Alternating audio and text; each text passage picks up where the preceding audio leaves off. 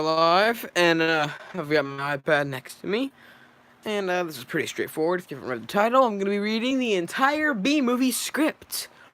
Okay. According to all known laws of aviation, there is no way that a bee should be able to. There is no way that a bee should be able to fly. Its wings are too small to get its fat little body off the ground. The bee, of course, flies anyway, because bees don't care what humans think is possible. Intro to Barry. Interior. Benson house. Sneakers on the ground. Camera pans up to reveal Barry Benson's bedroom.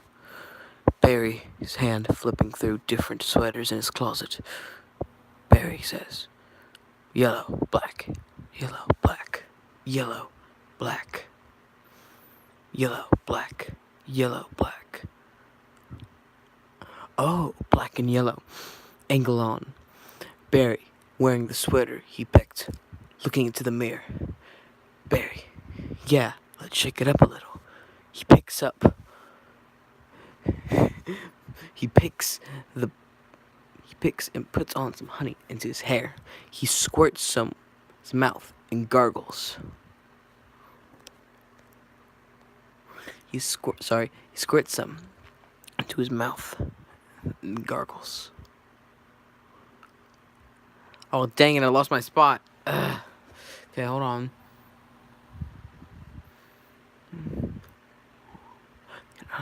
Puts some in the hair, then squirts some in his mouth and gargles. Then he takes the lid off the bottle and rolls on the deodorant. Cut to interior of Benson house. Kitchen.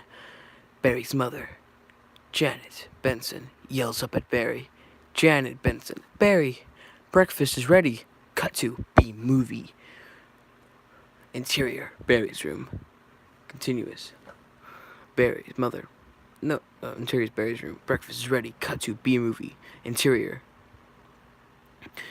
Barry's room. Continuous. Barry coming. Sound effects. Phone ringing.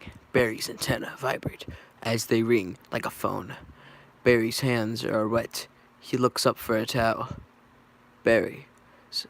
Hang on a second. He wipes his hands on his sweater, and he pulls his antenna down his ear and mouth to his ear and mouth. Hello? His best friend Adam, Flyman, at the other end. Adam? Barry? Adam says, Barry? Barry? Adam? Can you believe this is happening? Barry, I can't believe it. I'll pick you up. Barry sticks his finger in the sharpener. Sound effects. Bing. Barry, looking sharp. Angle on. Barry hovering down the hall, sliding down the staircase banister. Barry's mother, Janet Benson, is in the kitchen. Janet Benson. Barry, why don't you use the stairs? Your father paid good money for those. B movie. Barry. Sorry, I'm excited. Barry's father. Barry's father, Martin Benson, enters.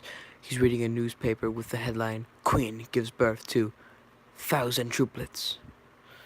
Resentling comfortably, Martin Benson. Here's the graduate. We're very proud of you, son, and a perfect report card, all B's. Janet Benson, mushing Barry's hair. Very proud, Barry. Ma, I've got a thing going on here. Barry readjusts his hair, starts to leave. Janet Benson, you've got some lint on your fuzz. She picks off Barry. Ow, that's me. Martin Benson waved to us. We'll be in row 118,000. Barry zips off. Barry, bye. Janet Benson. Barry, I told you stop flying in the house. Thank you. Sorry, I looked over. Thank you for sending this to everyone, Andy Rule. As I was saying, toys stop flying in the house. Cut to sequence. Driving to graduation. Morning. A garage door opens. Barry drives out in his car. B movie. Angle on. Barry's friend, Adam Flayman, standing on the curb. He's reading the newspaper headline for his bee hits hive. Internet down. Bee standard. I am bee standard. I heard a sound. The next thing I knew, whammo. Barry drives up, stops in front of Adam. Adam jumps in. Barry. Hey, Adam. Adam. Hey, Barry. Pointing at Barry's hair. Is that fuzz gel? Barry. A little. It's a special day. Finally graduating. Adam. I never thought I'd make it. Barry. Yeah, 3 days of grade school, 3 days of high school. Adam. Those were so awkward. Barry. 3 days of college. I'm glad I took off one day in the middle and just hitchhike around the hive. Adam. You did come back different. They drive by a bee who's jogging. Artie. Hi, Barry. Barry. To bee pedestrian. Hey, Artie. Growing a mustache? Looks good. Barry and Adam drive from the shrubs into the city. Adam. Hey, did you hear about Frankie? Bee movie. Barry. Yeah, Adam. You going to his funeral? Barry. No, I'm not going to his funeral. Everybody knows. You sting someone, you die. You don't waste it on a squirrel. He was such a hothead. Adam. Yeah, I guess I could have just gotten out of the way. The drive through a loop-de-loop. Barry and Adam. Whoa, woo, wee. Adam. I love this incorporating amusement park rides during our regular day. Barry. I guess that's why they say we don't need.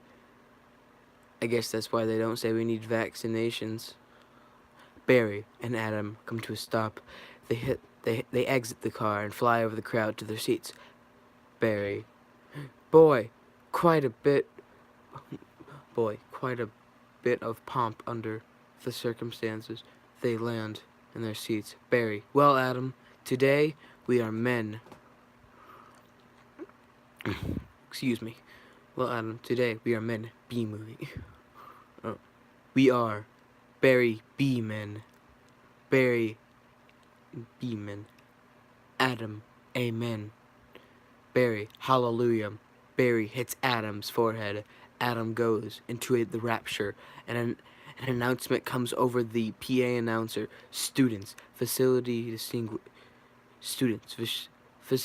Faculty, distinguished bees, please welcome Dean Buswell. And go on. Dean Buswell steps up to the podium.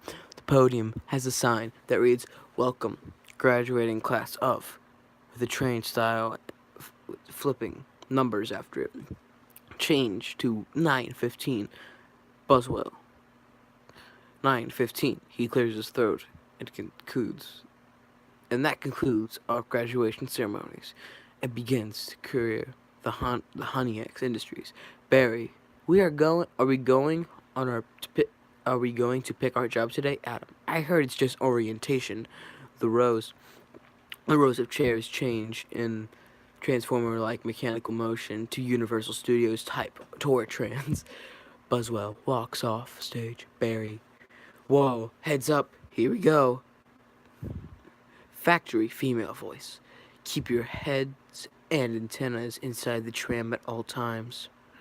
In Spanish, dejen las manos by antenas adreno del tram e dos tempinos. Barry, I wonder what it's going to be like. Adam, a little scary. Barry shakes Adam. Barry and Adam. Ah! The tram pauses under signs reading HoneyX, a division of Honeyesco, a part of the Hexagon Group. Trudy, welcome to the HoneyX division of Honeyexco, a part of the Hexagon Group. Barry, this is it. The HoneyX doors open, revealing a factory. Barry, wow. Trudy, we know that you are, as a bee, have worked your whole life to get to the point where you can work for your whole life. Honey begins when our valiant pollen jocks bring the nectar. Our valiant pollen jocks bring the nectar to the hive, where our top secret formula is automatically color corrected, scent adjusted, and bubble contoured into this, Trudy. Trudy grabs a test tube of honey from a technician. Trudy, soothing, sweet syrup with its distinctive golden glow. You all know, as everyone on the tram, in unison, Honey, honey. Trudy flips the flask into the crowd. She laughs. They'll scramble for it. Angle on, a girl bee catching the honey. Adam, Soto, that girl was hot. Barry, Soto, she's my cousin. Adam, is she? She is? Barry, yes, we're all cousins. Adam, right, you're right. Trudy, at HoneyX, we're also constantly strive to improve every aspect of bee existence. These bees are stress testing. These bees are stress testing a new helmet technology. Angle on, stunt bee in a helmet, getting hit with a newspaper, then a shoe, then a fly swatter. He gets up, gives a thumbs up, and the graduate bees applaud. Adam, what do you think he makes? Barry, not enough. Trudy, and here we are now, our latest advancement, the Krellman. The Krellman. Barry, wow, what does it do? Trudy, catches that little strand of honey that hangs off after it pours and saves us millions. Angle on. The Krellman machine, bees, with their shaped hats on, rotating around a reel to catch drips of honey. Adam's hand shoots up. Adam, can anyone work on the Krellman? Trudy, of course, most bees' jobs are small ones, but bees know that every small job, if it's done well, means a lot. There's over 3,000 different bee occupations, but choose carefully because you'll stay in job you pick for the rest of your life. The bees cheer. Angle on. Barry's smile dropping slightly. Barry, the same job for the rest of your life? I didn't know that. Adam, what's the difference? Trudy, and you'll be happy to know that bees as a species haven't had a day off in 27 million years. Barry, so you'll just work us to death? Trudy, laughing. Ha ha ha. We'll sure try. Everyone laughs, except Barry. The tram drops down a log fume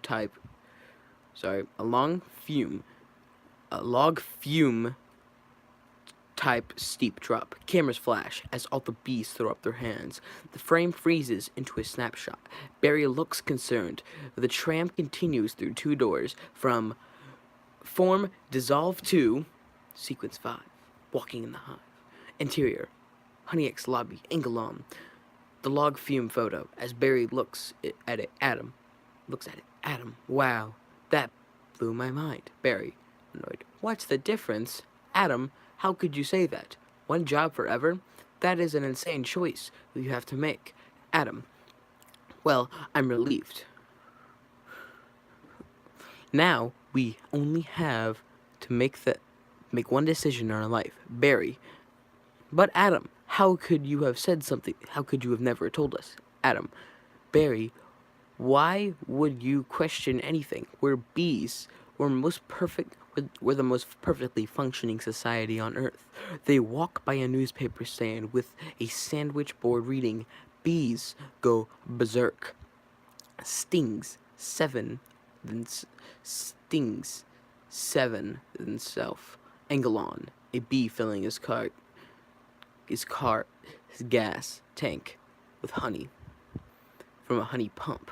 He fills this car some, then takes a swig for himself. Newspaper bee to the bee guzzling gas. Hey, Barry and Adam begin across the street. Yeah, but Adam, did you ever? Okay, hold on. More. I'm reading the comments. Okay, this is more. Okay, I'm continuing. Don't worry. Okay, let me continue. Yeah, but Adam, did you ever think that maybe things? Yeah, but you ever think that maybe things work a little too well around here? They stop in the middle of the street. The traffic moves perfectly around them. Adam, like what? Give me one example. Barry thinks, I don't know, but you know what I'm talking about. They walk off.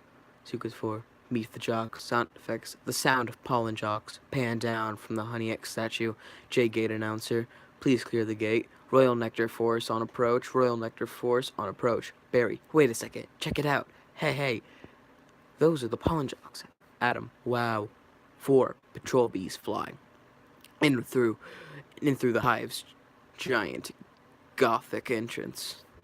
The patrol bees are wearing fighter pilot helmets with black visors. Adam, I'd never seen them in such clothes. Barry, they know what it's like. Sorry, nobody's wearing fighter helmets, visors. I've never seen them this close. Barry, they know that it's just outside.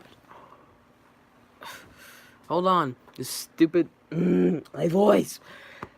Okay, let's try this again. Never seen them this close, Barry. They know what it's like to go outside the hive. Adam, yeah, but some of them don't come back. The nectar from the pollen jocks is removed from their backpacks and loaded on the trucks on their way to Honey X. A small crowd forms around the patrol bees. Each one has a pit crew that takes their nectar. Ludica hurries a pit crew along. Ludica, you guys did great. You're monsters. You're sky freaks. I love it. Schoolgirls are jumping up and don't my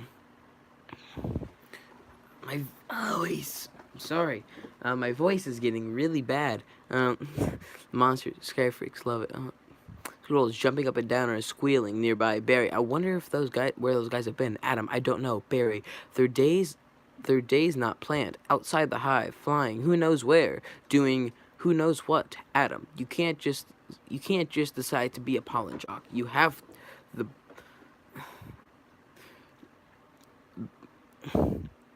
pollen jock. Sorry, I keep on reading the chat accidentally. And I'm gonna try to stop that real quick because it keeps on making me lose my spot. So yeah. Anyways, let me continue. Pollen jocks all up into the Barry and Adam. You can't decide to be a pollen jock. You have to be bred for that. Barry, right? Pollen jocks cross in close proximity to Barry and Adam. Some pollen falls off to Barry and Adam. Barry, look at all that. There's more pollen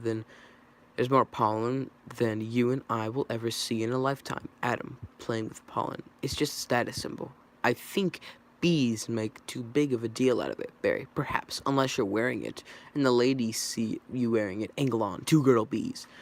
Those ladies, aren't they your cousins too? Barry, distant. Angle on, 2 pollen jocks. Jackson, look at these 2. Splits. A couple of hive Harrys. Jackson, let's have some fun with them. The pollen jocks approach. Barry and Adam continue to talk to the girls. Girl 1, it must be so dangerous being a pollen jock. Barry, oh yeah. One time, a bear had me pinned up against a mushroom. He had a paw on my throat, and the other one was slapping me back and forth across the face. Girl 1, oh my. Barry, I never thought I'd knock.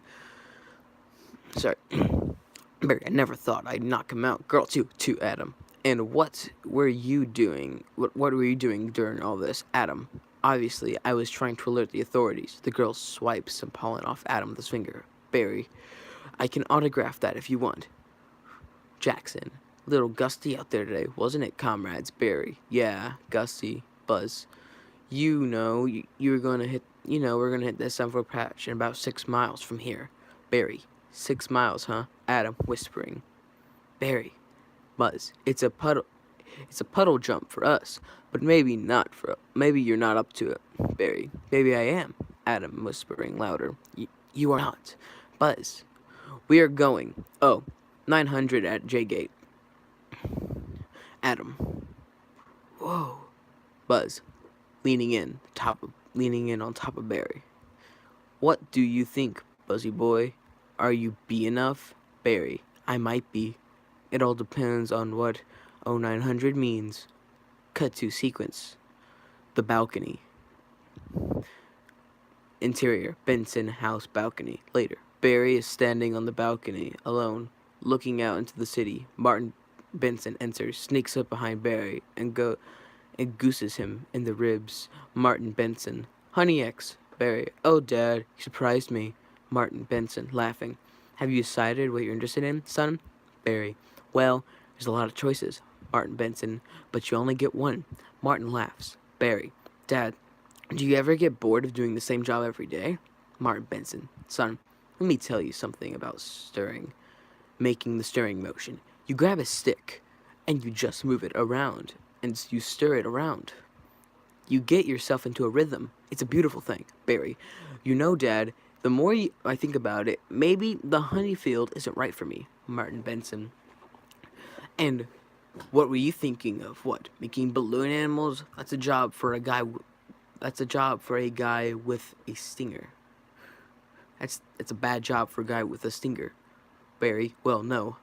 Martin Benson. Janet, our son's not sure if he wants to get into honey. Janet Benson. Oh, Barry.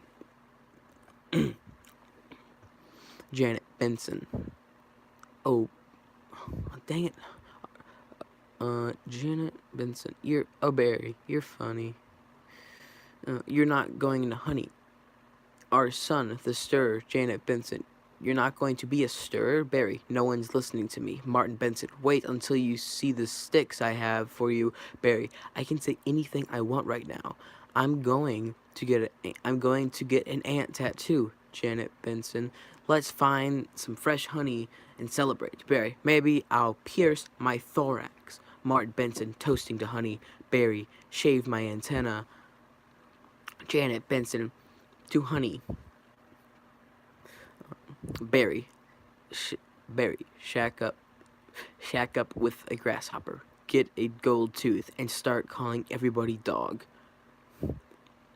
Cut to sequence job placement. Exterior honey lobby. Continuous angle on. A bee bus stop. One group of bees stands on a pavement, and another group hovers above them.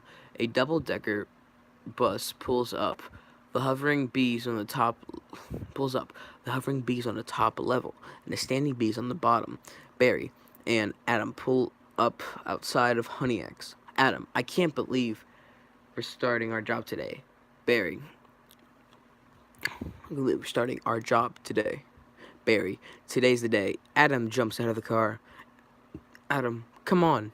All the good jobs will be gone. Barry, yeah, right. Engelon, a board reading, job placement board.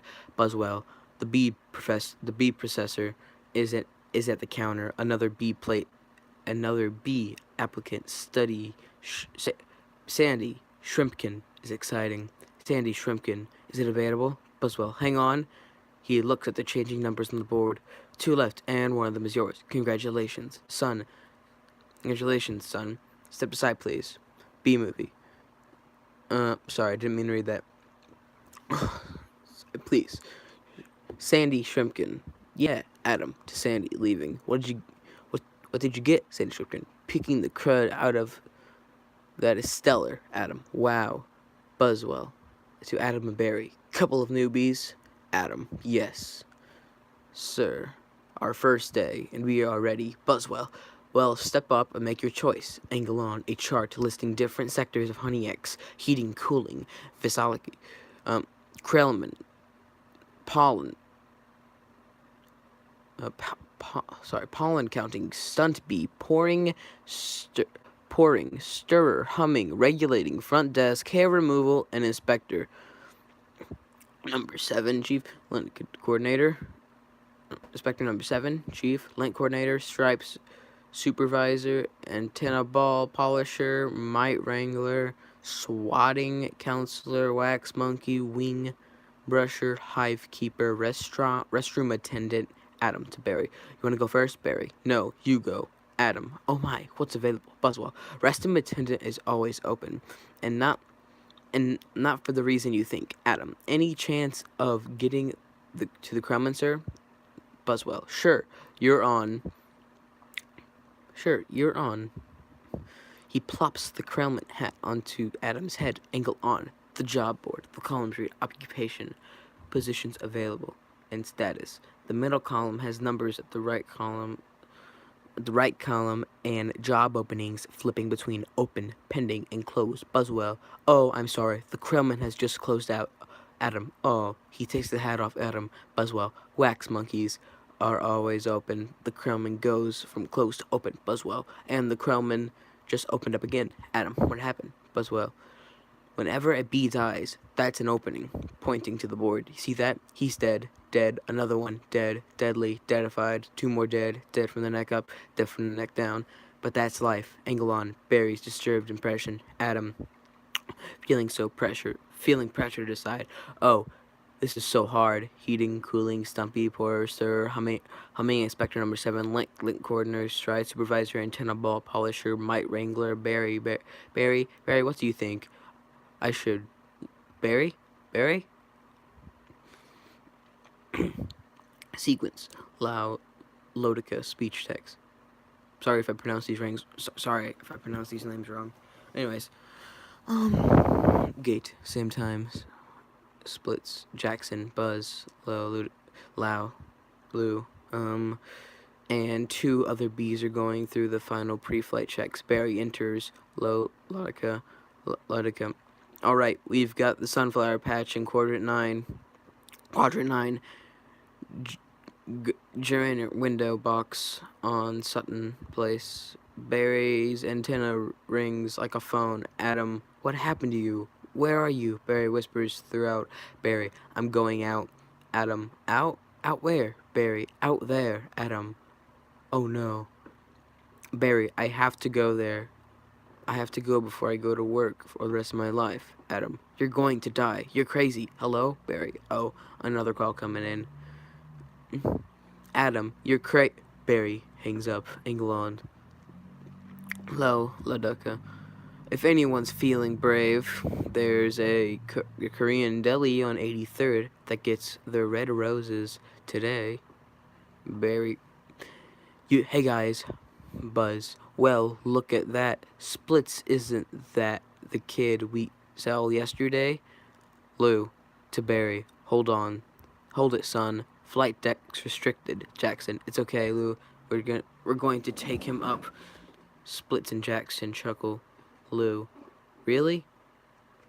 Feeling lucky, Arya? Really? Feeling lucky, Arya? A young smaller bee than Barry, Chet, runs up with a release waiver for Barry to sign. Chet. Sign here? Here. Just initial that? Thank you. Lou. Okay. You got a rain advisory for today. And as you all know, bees cannot fly in rain, so be careful. As always, reading off the clipboard. Watch your brooms, hockey sticks, dogs, birds, bears, and bats. Also, I got a couple of reports that a root beer being poured on us. Murphy's in a home because of it. Just babbling like a cicada. Barry. That's awful, Lou. And a reminder for all you rookies, B law number 1, absolutely no talking to humans. Alright, launch positions. The jocks get into formation, chanting as they move. Lou, black and yellow jocks. Hello, Splits to Barry. Are you ready for this hot shot? Barry, yeah, bring it on. Barry nods, terrified. Buzz, wind, check. Jock 1, antenna, check. Jock 2, nectar pack, check. Jackson, wings, check. Split stinger, check. Barry, scared out of my shorts, check. Lou, oh, okay, ladies. Okay, ladies. Oh, fudge. I lost my spot. Check. Okay, ladies, let's move it out. Everyone flips their goggles down. Pit crew, bees crank their wings and remove the starting blocks. We hear loud humming. Lou, pound those petunias, you strip stem suckers, all of you. Drain those flowers. A flight deck guy in deep crouch hand signals them out the archway as the backwash from the bee wing flutters his jumpsuit. Barry follows everyone. Sequence 800, flying with the jocks. The bees climb out of the treetops in formation. Barry is euphoric. Barry, whoa, I'm out. I can't believe I'm out. So blue. Ha ha ha. A beat. I feel so fast and free. A box kite. Wow. They fly by several bicycles and approach a patch of flowers. Barry. Flowers. Splits. This is a blue leaf. This is blue leader. We have Rose's visual. Visual. Bring it around 30 degrees and hold. Barry. Roses. Jackson. 30 degrees. Roger. Roger bringing it around. Many pollen jocks break from their main group. They use their equipment to collect nectar from the flowers. Barry flies down to watch jocks collect the nectar. Jock, stand on the side, kid. It's got a bit of a kick. The jock fires the gun and recoil. Barry watches the gun fill up with nectar. Barry, oh, that is the nectar. Oh, is that one nectar collector? Jock, you ever seen pollination up so close? Barry, no sir. He takes off, and then pollen dust falls, causing the flowers to come back to life. Jock, as he pollinates, I pick some pollen up over here, sprinkle out all over, maybe a dash, sprinkle it over here, maybe a dash over there, pinch on that one. See that? It's a bit of magic, ain't it? Flowers perk up as he pollinates. Barry, wow, that's amazing. Why do we do that? Jock, that's the pollen's power, kid.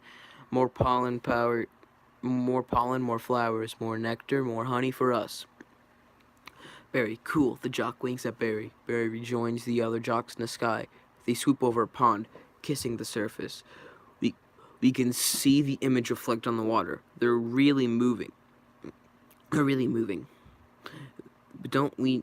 No, they fly over a fountain. Buzz, I'm picking up a lot of bright yellow. Could be daisies. Don't we need those? Splits. Copy that visual. We see what appear to be flowers on a green field. They go into a deep bank and dive. Buzz, hold on. One of these flowers seems to be on the move. Splits, say again. Are you reporting a moving flower? Buzz, affirmative. Sequence 900. Tennis game. The pollen jocks land. Pollen jocks land. It's a tennis court with dozens of tennis balls. A couple, Vanessa and Ken, play tennis. The bees land right in the midst. Okay, hold on. I'm gonna take a break because I need to get a drink, and I'm gonna look at the chat. Okay,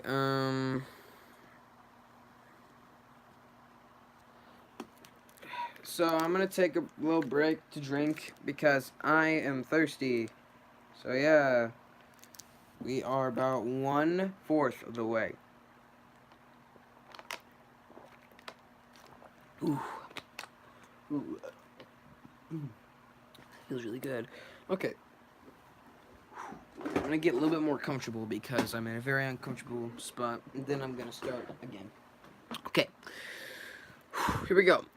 A couple of Vanessa and Ken playing tennis. The bees land right in the midst of the group of balls. Ken, that was on the line. The other bees started walking around amongst the immersed yellow globes. Splits. This is the coolest. What is it? They stop at a ball.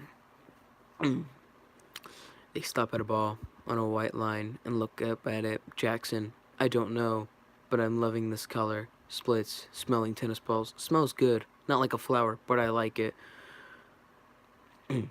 Jackson, yeah, fuzzy, buzz, chemical Y, X. No, chemical Y, Jackson.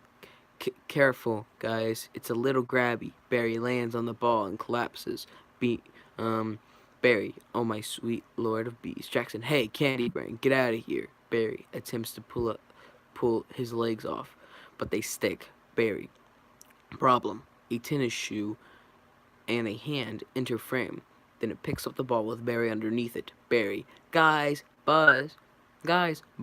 This could be bad. Jackson, affirmative. Vanessa walks back into the service line, bounces the ball. Each time it bounces, one of the other bees cringe and gasp. Angle on. Barry, terrified.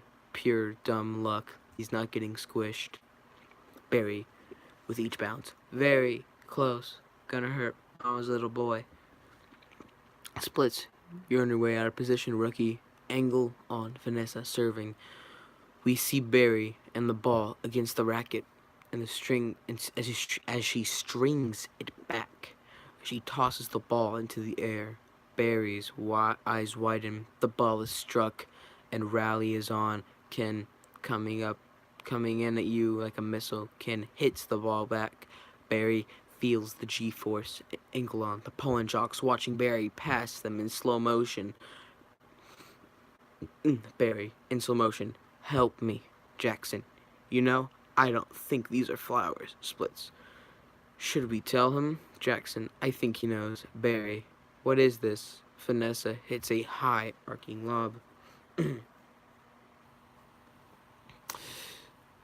a high arcing lob. Ken waits. Poise for her turn. We see Barry having trouble maneuvering the ball that is fit from fatigue. Ken overly confident. Match point. Angle on. Ken running up. He's just a killer. I mean, he has a killer look in his eyes.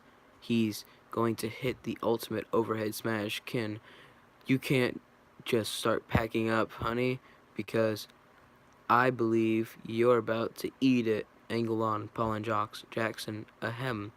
Ken is distracted by the jock. Ken, what? No, he misses badly. The ball rockets into oblivion. Barry is still hanging on. Angle on. Ken beating him, berating himself. Ken, oh, you can't be serious. We hear the ball whistling and Barry's screaming. Barry's screaming. Barry, yowza! Sequence 1000 SUV. The ball flies into the air and lands in the middle of a street. It bounces into the street again and sticks to the grill of an SUV interior car engine.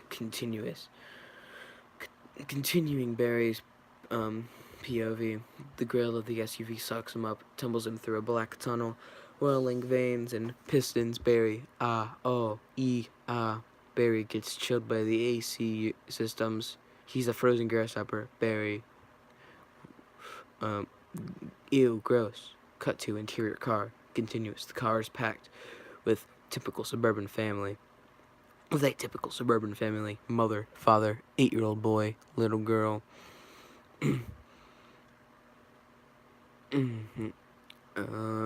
Passenger compartment. Little mother screaming. There is a bee in the car, and all notice the bee and start screaming. Barry, Barry tumbles around the car. We see the faces from his POV. Mother, do something. Father, I'm driving. Barry flies up by the little girl in the car seat. She waves hello. Little girl, hi, B. Son, he's back here. He's going to sting me. The car swerves around the road. Barry flies back into the back where the slobbery dog snaps at him. Barry deftly avoids the jaws and gross flying spittle. Spittle? Mother, nobody move. If you don't move, it won't sting you. Freeze. Everybody in the car freezes. Barry freezes. Stare at each other, eyes going back and forth, waiting to see who will make the first move. Barry blinks. Granny. He blinks. Granny pulls out a can of hairspray. Son, spray him, Granny. Spray him, Granny. Granny sprays the spray everywhere. Father, what are you doing, Granny? It's hairspray. Extra hold. Mother, kill it. Barry gets sprayed in the back. Gets sprayed by the hairspray, then sucked into the sunroof. Sucked out of the sunroof. Cut to continuous. Barry, wow, the tension level out here is unbelievable. Sorry, the tension out here is unbelievable. I've got to get home. As Barry flies down the street, it starts to rain. He nimbly avoids the rain at first. Barry, whoa, can't fly in the rain. Can't fly in. A couple of drops hit him. His wings goes limp and he starts to falling. Barry continues. Mayday, bee going down. Barry sees a window ledge and aims for it and just makes it. Shivering and exhausted, he crawls into an open window. As he closes it, sequence 1100. Vanessa saves Barry. Okay. I'm going to have to go for a second before someone is at my door, and I'll be right back.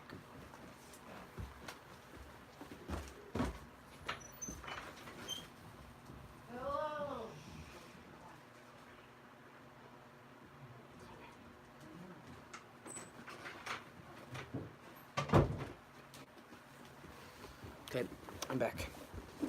Anyways, time to continue on. Vanessa saves Barry in interior. Vanessa's apartment continues hiding inside the window. Barry shakes off the rain like a dog. Vanessa, Ken, Andy, and Anna enter the apartment. Vanessa, Ken, can you close the window, please? Ken, huh? Oh, to Andy. Hey, check out my new resume. I made it into a fold-out brochure. You see, it folds out. Ken holds up his brochure with photos of himself and a resume in the middle, angle on. Barry, hiding behind the curtains as Ken closes the window. Barry, oh no, more humans. I don't need this. Barry hovers up into the air and throws. Excuse me. Excuse me. Barry hovers up in the air and throws himself into the glass. Barry, dazed. Ow, what was that? He does it again, and multiple more times. Barry, maybe this time.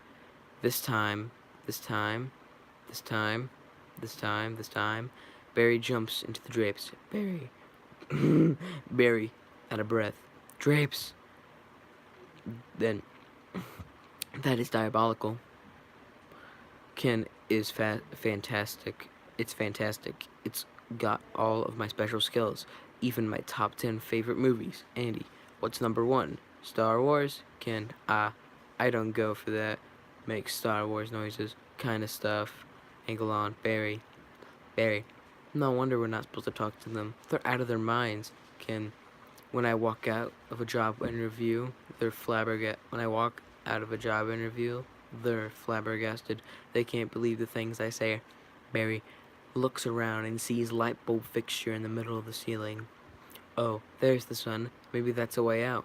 Barry takes off and heads straight for the bulb. His POV. The 75-watt label grows as he gets closer. Barry, I don't remember the sun having a big 75 on it. Barry hits the bulb. It is knocked slightly. He falls into a bowl of guacamole, and he dips his chip in the guacamole, taking Barry with it. Angle on. My voice. Angle on. Ken and Andy. Ken, I'll tell you what. You know what? I predicted global warming. I could feel it getting hotter. At first I thought it was me. Barry. POV. Giant human mouth opening. Ken. Wait. Stop. B. Anna. Kill it. They all jump up from their chairs and looks around for something. Ken comes in with a Timberland boot in each hand. Ken, stand back. These are winter boots. Vanessa enters and stops Ken from squashing Barry. Vanessa grabs Ken's arm. Wait, don't kill him. Close up on Barry's puzzled face. Ken, you know I'm allergic to them. This thing could kill me. Vanessa, why does his life have any less value than yours? Then she takes a glass tumbler and places Barry over it.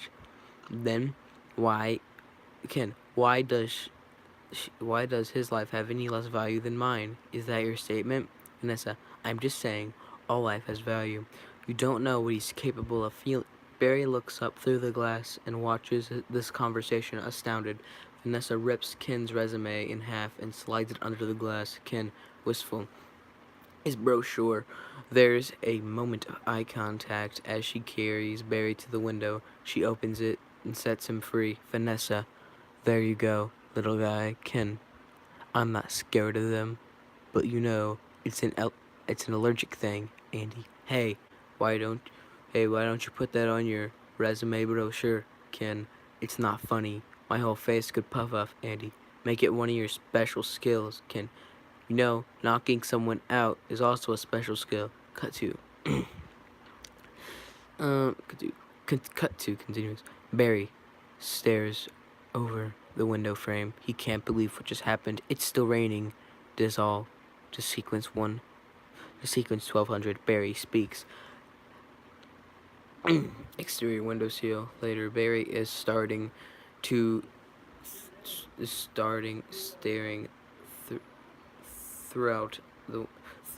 the window. Inside, everyone's saying their goodbyes. Ken, Vanessa, next week? Yogurt night? Vanessa, yeah, sure, Ken. Whatever. You can put Carib chips, there, put Carab chips there. Vanessa, good night, Ken, as he exits. Supposed to be less calories. Vanessa, bye. She shuts the door. Vanessa starts cleaning up. Barry, I've got to say something. She just saved my life. I've got to say something. I've got to say something. She just saved my life. I gotta say something. All right, here it goes. Barry flies in. Continues. Barry hides himself on different products placed along the kitchen shelves. He hides on a Bumblebee tuna can and a greetings from Coney Island. Muscle Man postcard and fridge. Barry on fridge. What would I say? Landing on a bottle. I could really get in trouble. He stands looking at Vanessa. Barry, it's B law. You're not supposed to talk to a human. I can't believe I'm doing this. I've got to. Oh, I can't do it. Come on. No. Yes. No. Yes. Yes. I can't. How should I start it? You like jazz? No, that's not good. Here she comes. Here she comes. Speak, you fool. As Vanessa walks by, Barry takes a deep breath. Barry. Cheerful. Hi. Vanessa. Hi. Vanessa drops a stack of dishes and hops back. Barry. Oh, I'm sorry, Vanessa. You're talking, Barry. Yes, I know. Vanessa, you're talking, Barry. I know. I'm sorry. I'm so sorry. Vanessa, it's okay. It's okay. It's fine. It's just, I know I'm dreaming. It's just that I know I'm dreaming.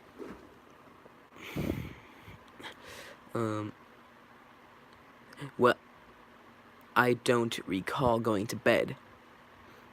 Barry, I'm sure this is just very disappointing, Vanessa. Well, yeah, I mean, it's very disappointing. Vanessa, well, yeah, I mean, it's a bit of a surprise to me. I mean, you're a bee, Barry. Yeah, I'm a bee. And I am not supposed to be doing this, but they were all trying to kill me. If it wasn't for you, I mean, I had to thank you. It's just the way I was raised. Vanessa intentionally jabs her with her fork. Vanessa, ow, Barry, that was a little weird. Vanessa, to herself, I'm talking to a bee, Barry. Yeah, Vanessa, I'm talking, Barry. Yeah, Vanessa, I'm talking to a bee, Barry. Anyway, Vanessa, and a bee is talking to me, Barry. I just want to let you know that I'm grateful and that I'm going to leave now. Vanessa, wait. How did you learn to do that? What? Vanessa, talking thing. Barry, same way you did. I guess, Mama, Dada, honey, you pick up. Vanessa, that's very funny. Barry, yeah, bees are funny. If we didn't laugh, we'd cry with what we had to deal with. Vanessa laughs. Barry, anyway, Vanessa, can I get you something? Barry, like what? Vanessa, I don't know. I mean, coffee. Barry, well, I don't want to pull you out. Vanessa, it's no trouble. Barry, unless you're making anyway. Vanessa, oh, it takes 2 minutes. Barry, really? Vanessa, it's just coffee. Barry, I hate to impose. Vanessa, don't be ridiculous. Barry, actually, I would love a cup. Vanessa, hey, would you like a little rum cake? Barry, oh, I really shouldn't. Vanessa, have a little rum cake. Barry, no, I can't. Vanessa, oh, come on, Barry, Come on, Barry, I'm trying to lose a couple micrograms here. Vanessa, where? Barry, well, these stripes don't, these stripes don't help. Vanessa, you look great. Barry, I don't know if you know anything about our fashion. Vanessa starts pouring the coffee through an imaginary cup directly onto the floor. Barry, are you alright, Vanessa? Vanessa, dissolve. No. Dissolve to sequence 1300. Rooftop coffee, B movie. Later, Barry and Vanessa are drinking coffee on her roof terrace. He is perched on her keychain. He can't get a taxi. Barry, he can't get a taxi. He's making the tie in a crab. Tie in the cab. And they're flying up to Madison. So he finally gets there. Vanessa, Barry. He runs up. He runs up the stairs to the church, and he finally gets there. Vanessa, Barry, he runs up the steps of the church, and the wedding is on. Vanessa, yeah. Barry, he says, watermelon. I thought you said watermelon. Vanessa, Barry. Why would I marry a watermelon? Barry laughs. Vanessa doesn't. Vanessa, oh, is that supposed to be a B joke? Barry, yeah, it's kind of our stuff we do. Vanessa, yeah, different, a beat. Different, a beat. Vanessa, so, anyway, you are, you're going to, what are you going to do, Barry? I don't, Barry, about work, I don't know. I want to be a part of the hive, but I can't can't do it the way I want. Vanessa, I know how you feel. Barry, do you? Vanessa, sure. My parents wanted me to be a lawyer or doctor, but I want to be a florist. Barry, really? Vanessa, my only interest is flowers. Barry, our new queen just elected with the same campaign slogan. Vanessa, oh, Barry, anyway, see, there's my hive right there. You can see it. Vanessa, oh, you're in sheep meadow. Barry, excited. Yes, you know the turtle pond, Vanessa. Yes? Barry, I'm right off that. Vanessa, oh, no way. I know that area. Do you know a lot? Do you know I lost a toe ring there once? Barry, really? Vanessa, yes. Barry, why do girls put rings on their toes? Vanessa, why not? Barry, I don't know. It's like putting a hat on your knee. Vanessa, really? Okay. Really? Okay. A janitor in the background changes a light bulb. To him, it appears that Vanessa's talking to an imaginary friend. Janitor, you alright, ma'am? Vanessa, oh yeah, fine. Just having two cups of coffee. Barry, anyway, this has been great. Wiping his mouth. Thanks for the coffee. Barry gazes at Vanessa.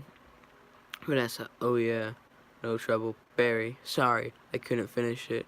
Vanessa giggles. Barry, if I did, I'd be here for the rest of my life. Can I take a piece of this with me?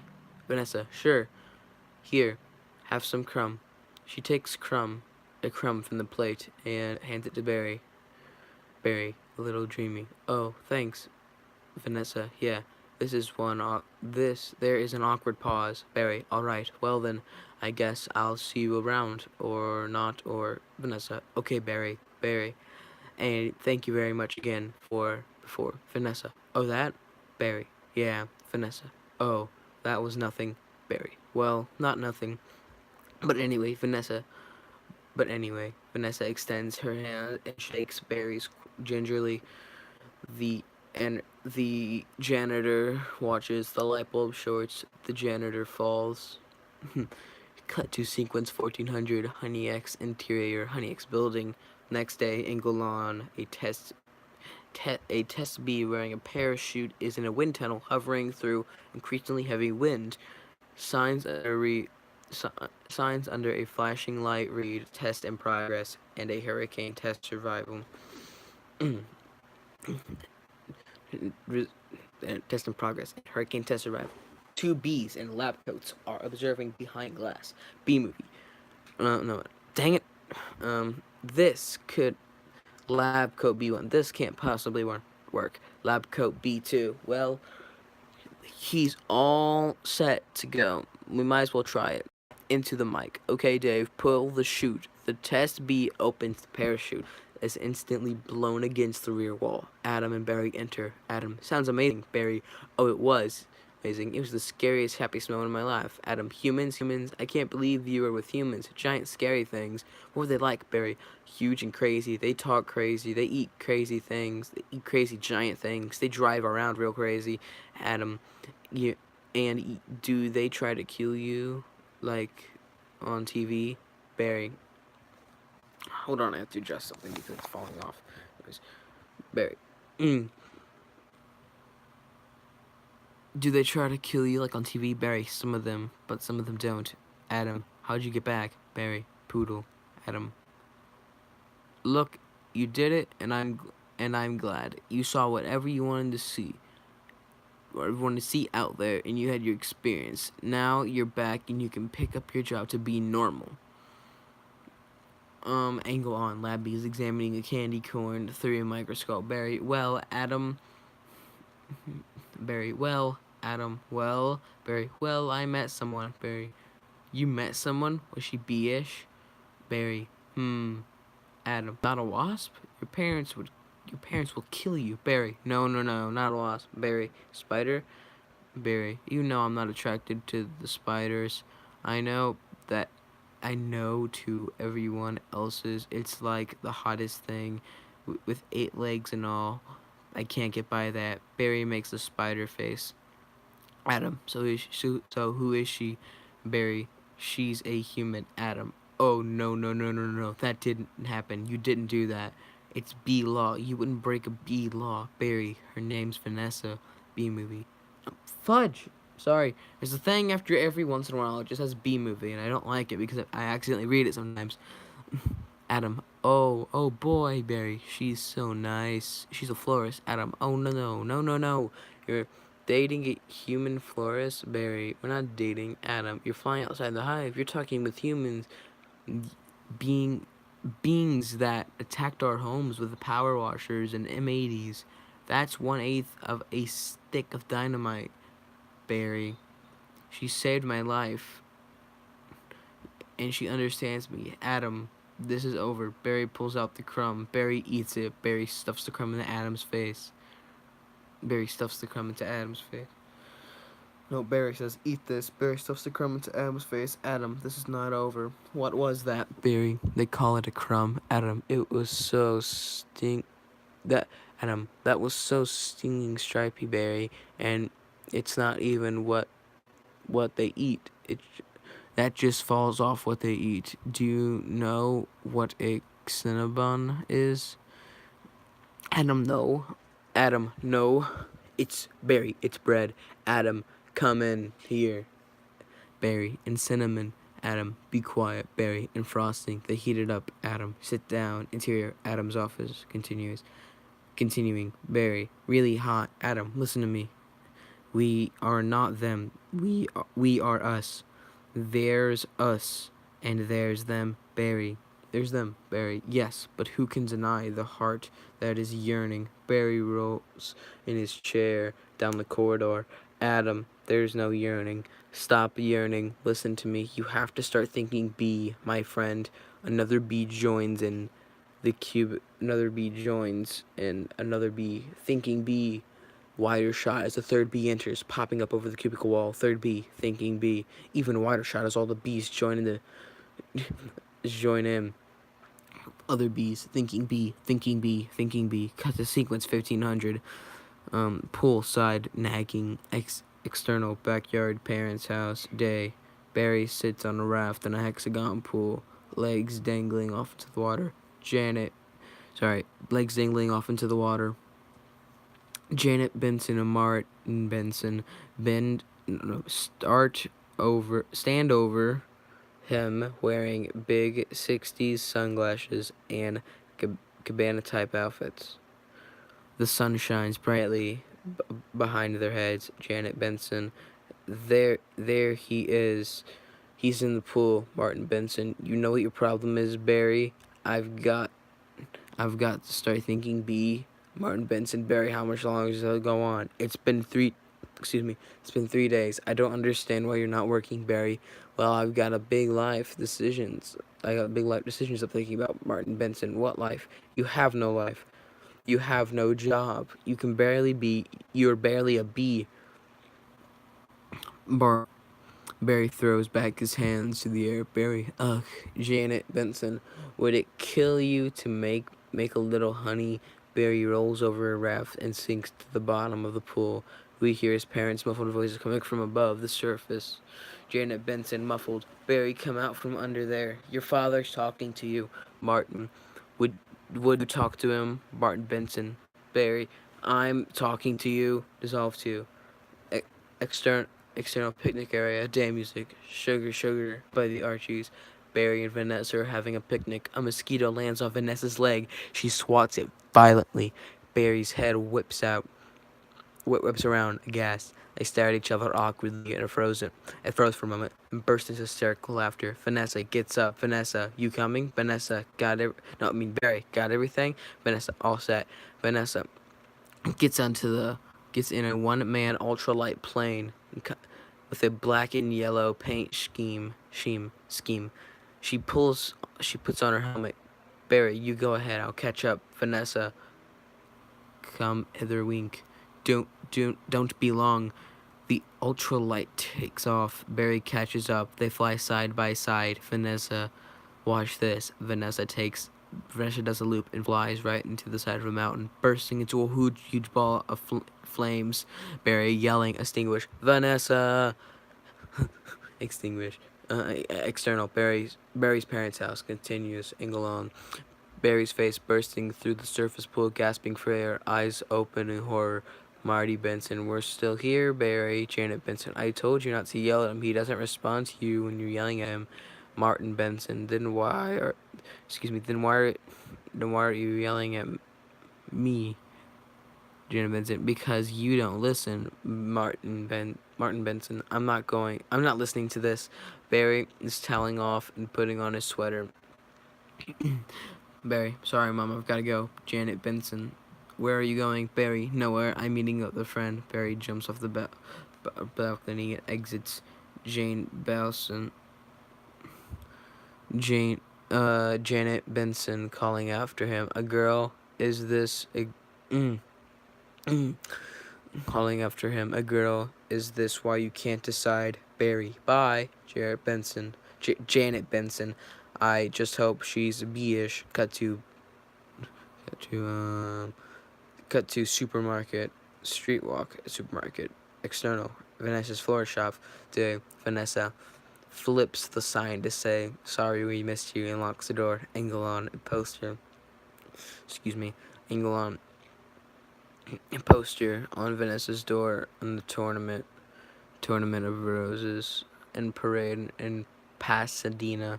Barry, so you have a huge parade of just flowers every year in Pasadena? Vanessa, oh, to be the tournament of roses? That's every florist's dream. Up on a float, surrounded by flowers, crowds cheering. Barry, wow, a tournament. Do these roses actually compete in athletic events? Vanessa, no. All right, I've got one. No? Alright, I've got one. How come you don't fly everywhere? Barry, it's exhausting. How come you don't run everywhere? Vanessa, Barry, isn't it faster? Vanessa, yeah, okay, I see. Alright, your turn. Barry and Vanessa walk/fly down the New York street. No other pedestrians near them. Barry, TiVo. Can't you just freeze? Can't you can just freeze live TV? That's insane.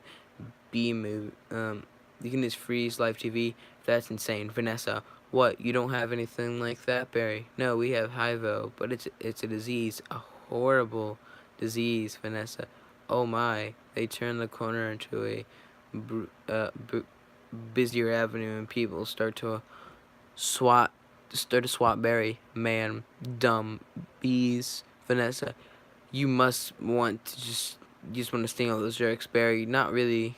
We don't really want to sting them. It's usually fatal for us. Barry, so you really have to watch your temper, Barry.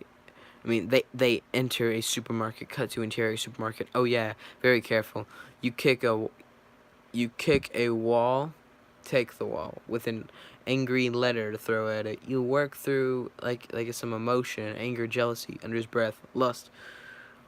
Barry hops on the cardboard boxes in the middle of the aisle. A stock boy, Hector, whacks him with a rolled up magazine. Vanessa to Barry, oh my goodness, are you okay? Barry, yeah. Whew. Vanessa whacks Hector over the head with the big magazine. With the magazine. Vanessa to Hector, what's wrong with you? Hector, it's a bug. Vanessa, well, it's not bothering anybody. Get out of here, you creep. Vanessa pushes him, and Hector exits, muttering, Barry. Shaking it off. What was that? A and save circular? Vanessa, yeah, it was. How do you know? Barry, it felt like 10, for about 10 pages, 75. 75's pretty much our limit, Vanessa. Boy, you've really got it down on this. Got it down to science, Barry. Oh, we have to. I lost a cousin to an Italian Vogue. Vanessa, I'll bet. Barry stops and sees walls of honey jars. Barry, what in the mighty Hercules is this? What in the name of mighty Hercules is this? How did this get here? Cute Bee? Golden Blossom? Ray Loette, a private select? Vanessa, is he that actor? Is he that actor? Barry, I've never heard of him. Why is he here? Vanessa, for people. We eat it. Barry, why? Just running around the market. You don't have enough food of your own. Vanessa says, well, yes, we, Barry. How do you even get it, Vanessa? Well, bees make it, Barry. I know who makes it, and it's hard to make it. There's heating and cooling and stirring and the whole Krellman thing. Vanessa, it's organic, Barry. It's our organic. Vanessa, hold on. It's organic. It's our organic. That sounds like some communism to me. Anyways, Vanessa, it's just honey, Barry. Barry, just what? Bees don't know about this. This is stealing. A lot of stealing. You've taken our homes, our schools, our hospitals, and this is all we have. And it's on sale. I'm going to get to the bottom of this. I'm going to get to the bottom of all of this. He rips the label off the Ray Loette private select. Cut to windshield, external back supermarket, loading door. Later that day, Barry disguised himself by blacking out his yellow lines with magic marker and putting on some more paint. He sees Hector, the stock boy, with a knife cutting open cardboard boxes filled with honey jars. Man, you almost done? Hector, almost. Barry steps in some honey, making a snapping noise. Hector stops and turns. Hector, here. He's here. I sense it. Hector grabs his box cutter. Barry reacts, hides himself behind the box again. Hector, talking too loud to no one in particular. Well, I guess I'll go home now, and I'll just leave this nice honey out with no one around here. Upbeat. Hector pretends to exit. He takes a couple of steps in place, angle on the honey jar. Okay, hold on. I'm going to take another little drink break because, oh my gosh, my throat is killing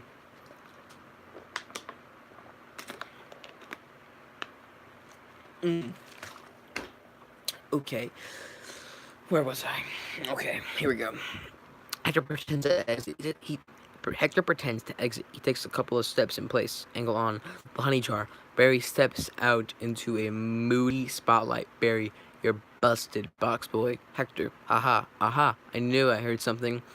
So you can talk. Barry flies up, stinger out, pushing Hector up against the walls. Hector backs up. He drops a knife. Barry, oh, I can talk, and now we're gonna start talking. Now you're gonna start talking. Hector, where were you getting all the sweet stuff? Who's your supplier? Hector, I don't know what you're talking about. I thought we were all friends. The last thing we want to do is upset any of you bees. Hector grabs a pushpin. Barry fences it with the stinger. Hector, you're too late. It's ours now. Barry, you, sir, have crossed the wrong sword. Hector, you. Hector, you, sir, are about to be lunch for my iguana. Ignacio. Barry and Hector get into a cross swords, nose to nose confrontation. Barry, where is the honey coming from? Barry knocks on the pushpin out of his hand. Barry puts a stinger up to Hector's nose. Barry, tell me where. Hector, pointing to a truck. Honey Farms. It comes from Honey Farms. Angle on a Honey Farms truck leaving the parking lot. Barry turns, taking off after the truck through the alley. He follows the truck out into a busy street, dodging a bus and several cabs. Cabby, crazy person. He flies through the metal pipe of a truck. Barry, oh. Barry grabs onto a bicycle messenger's backpack. The Honey Farms truck starts to pull away. Barry uses the bungee cord to slingshot himself towards the truck. He lands on the windshield. Towards the truck. Hold on. Towards the truck. He lands on the windshield where the wind plasters him to the glass. He looks up to find himself surrounded by what appears to be dead bugs. He climbs across, working his way around the bodies. Barry, oh my, what a horrible thing has happened here. Look at all these faces. Never knew it hit him. And now they're on the road to nowhere. A mosquito opens his eye. Nose, moose blood. Psst. Just keep still, Barry. What? You're not dead, Moose Blood. Do I look dead? Hey, man. Hey, man, they will wipe us. They'll wipe anything that moves. Now, where are you heading, Barry? To Honey Farms. I am onto something huge here, Moose Blood. I'm going to Alaska. Moose Blood. Crazy stuff.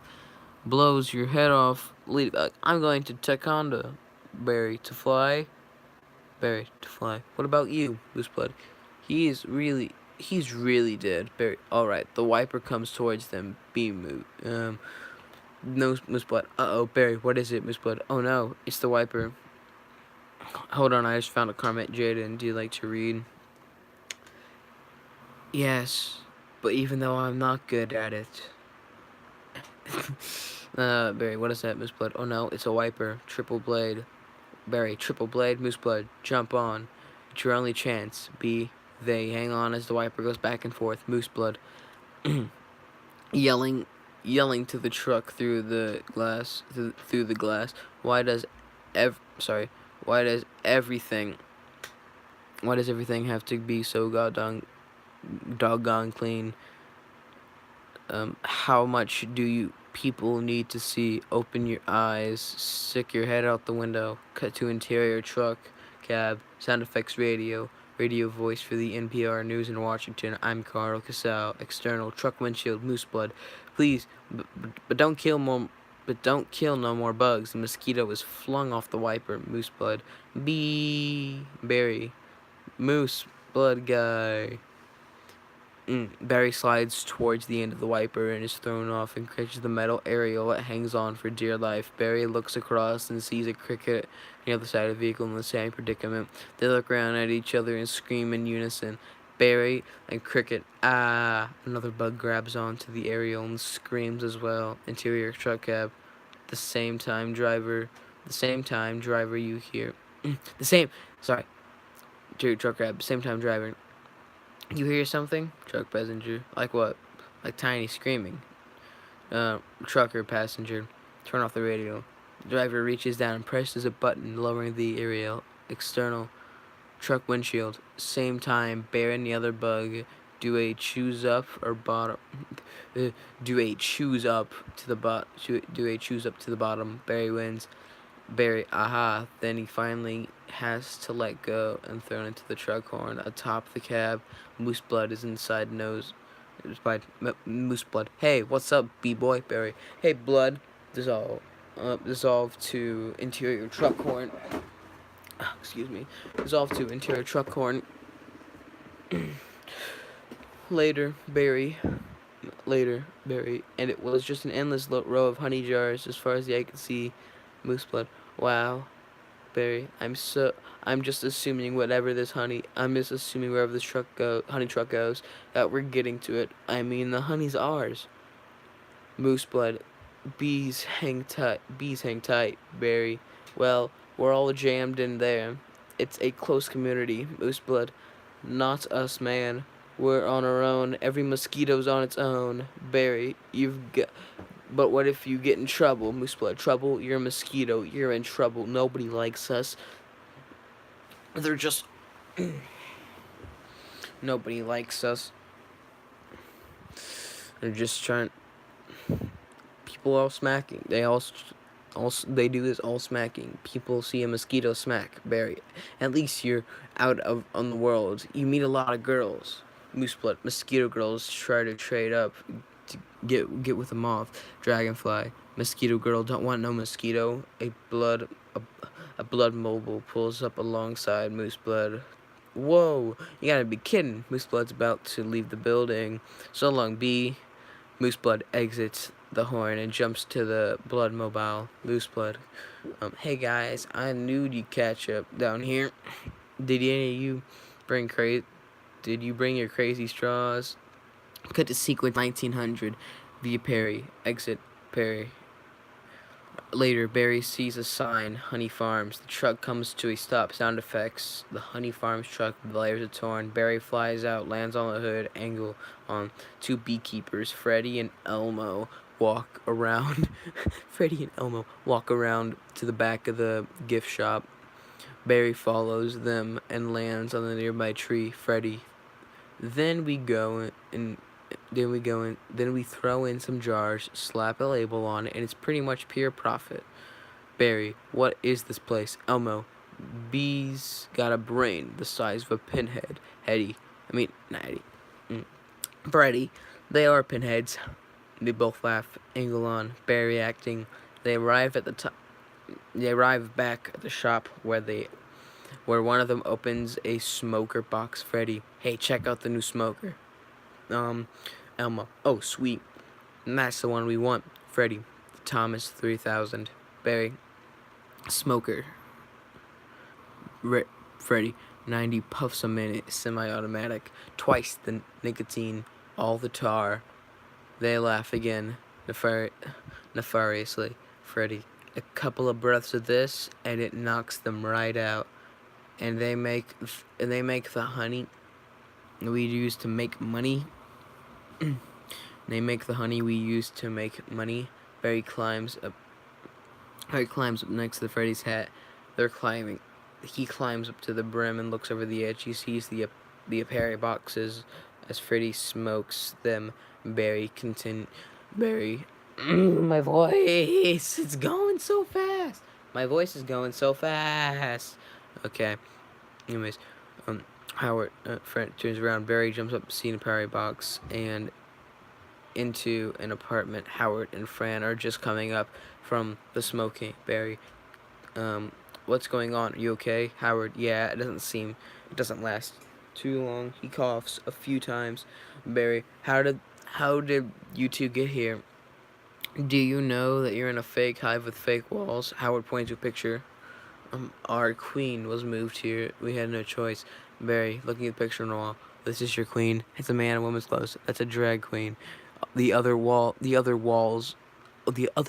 opens. Barry sees hundreds of Aperi boxes. Barry, what is this? Barry pulls out the camera and starts snapping. Barry takes pictures. Honey, our honey, is being brazenly stolen through a massive scale. Cut to sequence 2100. Barry tells family. Interior, Barry's house, living room. Later, Barry was assembled his parents, Adam and Uncle Carl. Barry, this is worse. This is worse than anything the Bears have ever done to us, and I intend to do something about it. Janet Benson, oh snap. Oh Barry, stop. Martin Benson. Who told you? We told you that the humans are taking our honey. That's just a rumor. Barry, do these look like rumors? Barry throws the pictures on the table. Uncle Carl, cleaning the glasses with his shirt tail, digs through a bowl of nuts and with his finger. Howard, Uncle Carl. That's a conspiracy theory. They are obviously doctored photos. Janet Benson, how did you get mixed up in all this? Adam, jumping up because he's been talking to humans. Janet Benson, what? Martin Benson, talking to humans. Oh, Barry, Adam, he has a human girlfriend, and they make out. Janet Benson, make out. Barry, we do not. Adam, you could. Adam, you wish you could. Barry, whose side are you on? Adam, the bees. Uncle Carl stands up and pulls up his pants to his chest. Uncle Carl, I dated a cricket once in San Antonio. Man, those crazy legs kept me up all right. Hot Chiwa.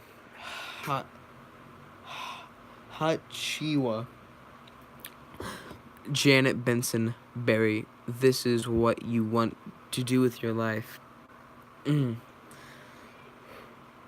just noticed that this stream is about to go on for 80 minutes. An hour and 20 minutes long, and I'm not even done. B movie. Barry, this is what I do. This is what I do for our lives. Nobody works harder than bees. Dad, remember you coming up home. Remember, it says, Dad, I remember you coming home some nights overworked. So overworked, your hands were still stirring. You couldn't stop them. Martin Benson, Janet Benson to Martin. Remember that.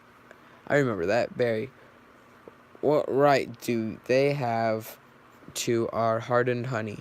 We're living on 2 cups a year. They're putting it in lip balm for no reason whatsoever. Martin Benson. Even if it's true, Barry, what could one bee do? Barry, I'm going to sting them where it really hurts. Martin Benson. In the face? Barry, no. Martin Benson. In the eye? No, that would really hurt, Barry. Barry, no. Martin Benson up the nose. That's a killer. Barry, no, there's only one place you can sting humans. One place where it really matters. Cut to sequence 2300. High 5 News. B. Larry King. I forgot this was in the thing. B. Larry King. B movie. B. Larry King. Intern news studio. Interior news studio day. Dramatic news playing as the opening news sequence rolls. We see the Hive at 5 logo followed by shots of past news events. A bee freeway chase. A bee freeway chase. A bee beard protests rally, and a bear pawing at the hive of bees in panic. Bob Bumble at Hive at 5, the Hive's only full-hour action news source. Shots of newscasters flash up on the screen. Bob Bumble, with Bob Bumble at the anchor desk. Bob has a big shock of an anchorman. Gray temples, and an overly white teeth. Bob Bumble. Weather. The storm stinger sports with Buzz larvae, and Janet Chung. Janet is an Asian bee. Bob Bumble. Good evening. I'm Bob Bumble. Janet Chung, and I'm Janet Chung. Bob Bumble. Our top story is Tri-County B. Barry B. Benson. Insert Barry's graduation picture. Bob Bumble. He is saying he intends to sue the humans raised for stealing our honey, packaging it, and profiting from it illegally. Interior, the studio. B. Larry King. Live. B. Larry King, wearing suspenders and glasses, is interviewing Barry. A lower third cryon reads, B. Larry Live. B. Larry King. Don't forget, tomorrow night on B. Larry King, we are going to have 3 former queens right here in the studio discussing their new book, Classy Ladies, out this week on Hexagon to Barry. Tonight, we are talking about Barry Benson. Do you ever think I'm just a kid from the Hive? I can do this. Barry. Larry, bees have never been afraid. Bees. Do you ever think I'm just going to be bees have never been afraid to change the word? What about B. Columbus, B. Gandhi, B. Jesus? Or is that Jesus? I can't tell. Anyways, it says B. Jesus or B. Jesus. Larry King. Well, where I'm from, you wouldn't think of suing humans.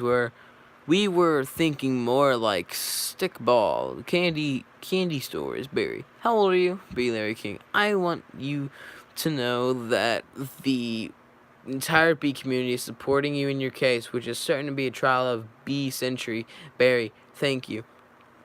Larry, you know they have a Larry King in the human world too. B. Larry King is a common. B. Larry King. It's a common name. Next week on B. Larry King.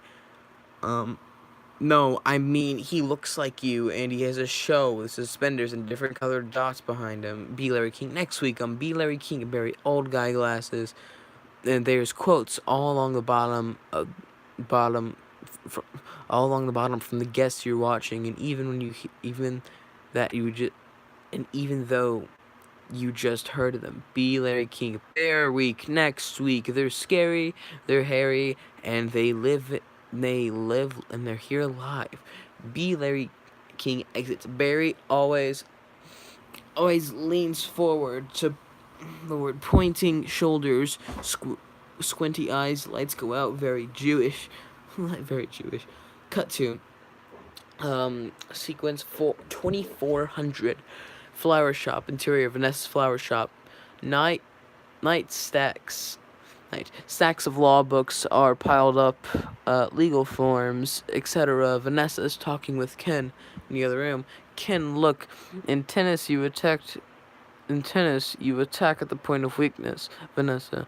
But it was my grandmother, Ken. She's 81. Ken, honey, her backhand's a joke. I'm not going to take advantage. I'm not going to just take advantage of that. Barry, quiet please. Quiet please. Actual work going on here. Ken, is that the same B? Barry, yes it is. Vanessa, I'm helping him soothe the human race. Ken, what? Barry enters. Barry, oh hello. Ken, hello B. Barry flies over to Vanessa. Vanessa, this is Ken. Barry, yeah, I remember you. Timberland, size 10.5. Vibram, ice, Vibram Sol, I believe. Ken, why does he talk again, huh? Vanessa, to Ken, sensing the tension. Listen, you better go because we're really busy working. Ken, but it's our yogurt night. Vanessa, pushing him out the door. Oh, bye-bye. She closes the door. Ken, why is yogurt night so difficult? Vanessa enters the back room carrying coffee. Vanessa, oh, you poor thing. You poor thing. You have been at this for hours, Barry. Yeah, and Adam here has been a huge help. Angle on an empty cinnamon box with Adam asleep inside, covered in frosting. Vanessa, how many sugars? Just one. I'm trying not to use the competition. So why are you helping me anyway? Vanessa, bees are good qualities. Barry, rowing on top of sugar cube like rowing on top of sugar cube like granola. See you, Sergio. Vanessa, and it feels good to feels good to take my mind off the shop. I don't know why instead of flowers people are giving balloon banquets out now. Barry, yeah, those are great if you're 3. Vanessa, and artificial flowers. Barry, plastic flowers. Oh, they're just psychotic. Vanessa, yeah, me too. Barry, me too. Barry, the bent stingers and pointless pollination bee. Sorry, Vanessa, bees must hate those fake plastic things. Barry, there's nothing worse than daffodil that already had its work done. Vanessa holding up the lawsuit documents. Well, maybe this'll make up for it a little bit too. Cut to external Vanessa's floor shop. The exit store across the mailbox. Vanessa, you know. Oh gosh, it's getting really uncomfortable on the ground. But I'm going to finish this one reading and all after I get a drink because I'm thirsty.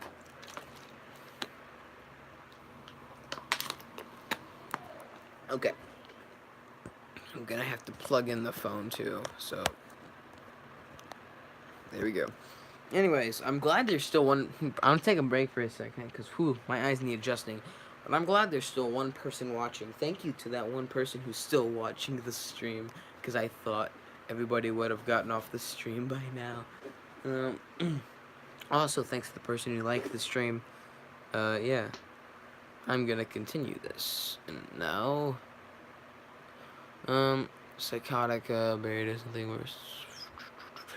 Vanessa, you know, Barry, this lawsuit is a pretty big deal, Barry, I guess. Vanessa, are you sure that you want to go through with it, Barry? Am I, am I sure? Kicking the envelope into the mailbox. When I'm done with the humans, they won't be able to say, "Honey, I'm home," without paying a royalty. Meet Montgomery. Meet. Okay, cut to sequence 2700. Meet Montgomery. External Manhattan courthouse. Day. POV shot. A camera. My voice cracked. A camera feed turns on, revealing a news person. Press person number 2, talking to the camera. Sarah, it is an incredible scene here in downtown Manhattan, where all the eyes and ears of the world are anxiously waiting because, for the first day in history, we're going to hear for ourselves if a honeybee can actually speak. Barry, Vanessa, and Adam getting out of the cab. They press spots on Barry and Vanessa and pushes in. Adam sits on Vanessa's shoulder. Interior courthouse. Continuing. Barry, Vanessa, and Adam sit at the plaintiff's table. Vanessa turns to Barry. What have we gotten into here, Barry? Barry, I don't know. It's a pretty big deal, isn't it, Adam? I can't believe how many humans don't have work during the day, Barry. Hey, you think these billion-dollar multifunctional food companies could have good lawyers? Cut to external courthouse steps. Continuing, a big black car pulls up angle on, the grill filling the frame. We see the LTM monogram on the hood ornament. The defense lawyer,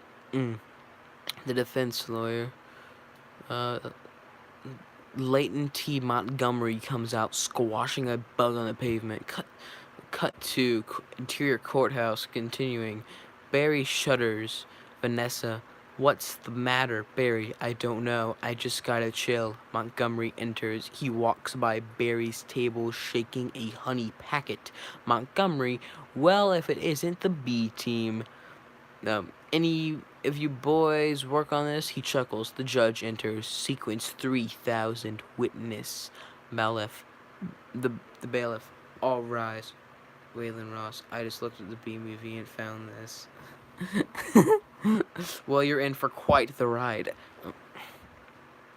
Shuddering. Sequence 3000. The judge shuffling papers.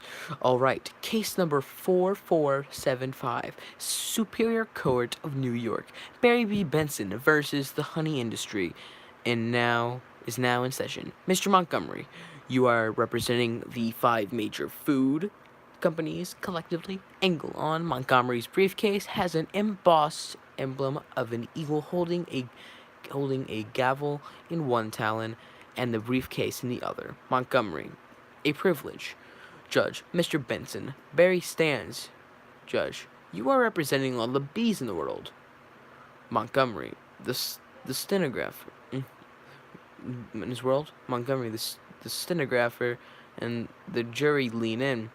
Cut to exit courthouse. Continuous. The spectators outside freeze. The helicopters angle forward to listen closely. Cut to interior courthouse. Barry, buzz, buzz, buzz. Just kidding. I'm kidding. Yes, Your Honor. We are ready to proceed. Angle on. Courthouse. Hubbub. Judge and Mr. Montgomery. You are ready to proceed. Angle on. Courthouse. Hubbub. Mr. Montgomery, your opening statement, please. Montgomery rises. Montgomery grumbles and clears his throat. Ladies and gentlemen of the jury, my grandmother was a simple woman, born on a farm. She believed it was a man's divine right to benefit from a bounty of nature. God put before us. Bounty of nature God put before us. If we were to live in the topsy-turvy world of Mr. Benson's images, just think of what it would mean. Maybe I would have to negotiate with a silkworm for the elastic in my breeches. Talking bee. How do they know? How do we know this isn't some sort of holographic motion picture capture Hollywood wizardry?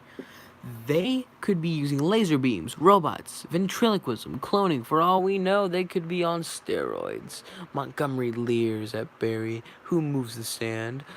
Judge, Mr. Benson. Barry.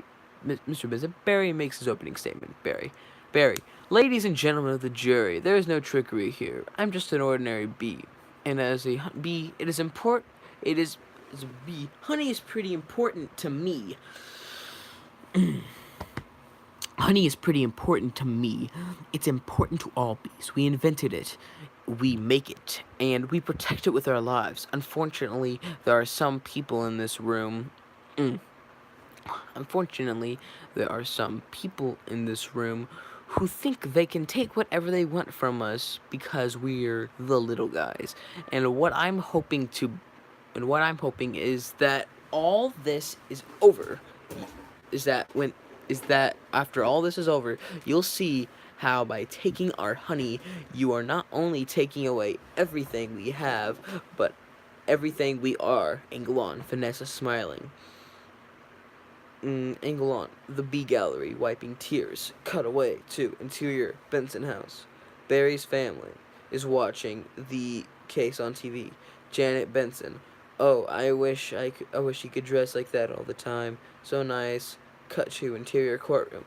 Later, judge, call your first witness. Cut to interior courthouse. Later, Barry.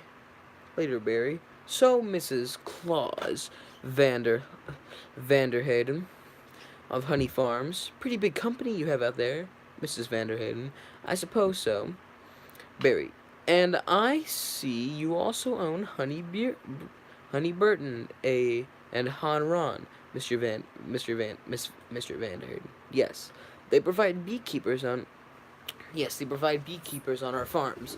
Barry, beekeeper. I find that to be very disturbing term.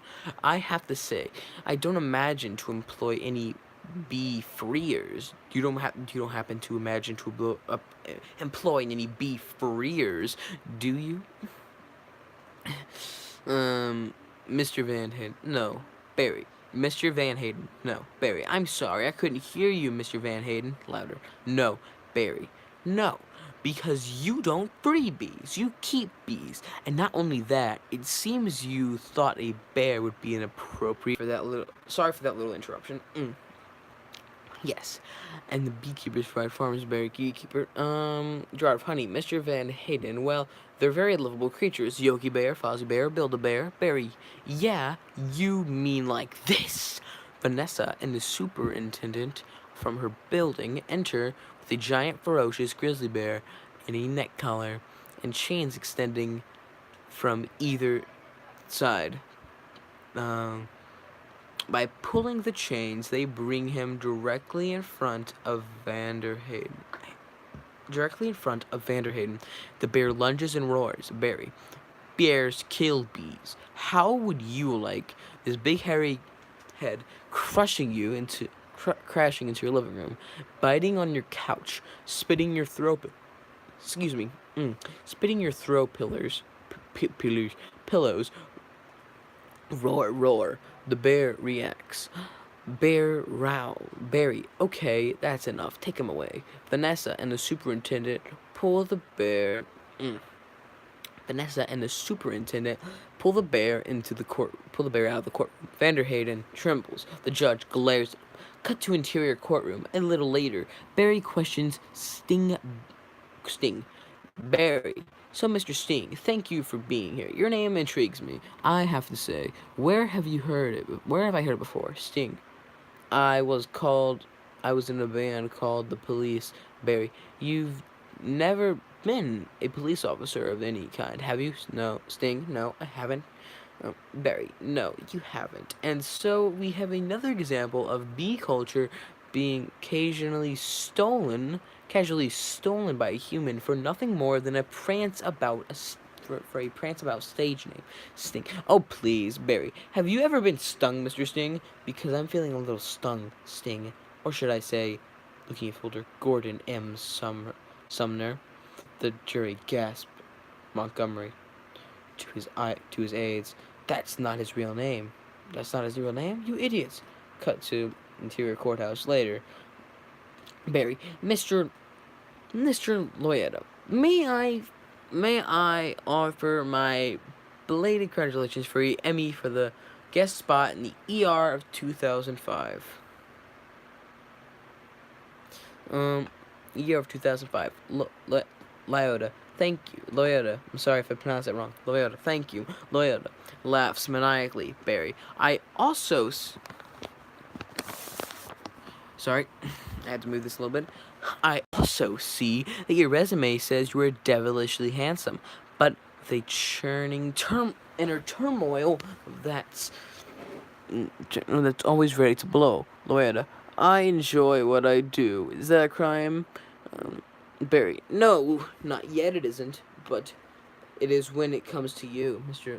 But is this what comes for you? Is this what it comes to for you, Mr. Loretta? Mr. Loretta, exploiting tiny helpless bees so you don't have to rehearse your part and and learn your lines, sir. Loretta, watch it. Watch it, Benson. I could blow right now, Barry. This isn't a good fella. This is a bad fella. Loretta exploding, trying to smash Barry with the Emmy. He's trying to smash him with his Emmy. Why does someone just stop this little creep so we can all go home? You're all thinking it. Say it. Judge, order in the courtroom. A montage of newspaper headlines follows. New York Post.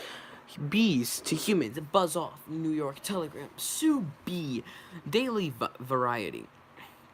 Studio dumps Loyal project. Slams door on unlawful entry. Cut to sequence 3175. Candlelight dinner interior Vanessa's apartment. Barry and Vanessa are having a candlelight dinner visible behind Barry, a little Missy set box with the flaps open. Barry, well, I just think that's awful nice of that bear to pitch in like that. B movie. Fudge. I think it's awful nice for that bear to pitch in like that. Vanessa, I'm telling you, I think the jury's on our side, Barry. We are doing everything right now. You know, legally. Vanessa, I'm a florist. Barry, right.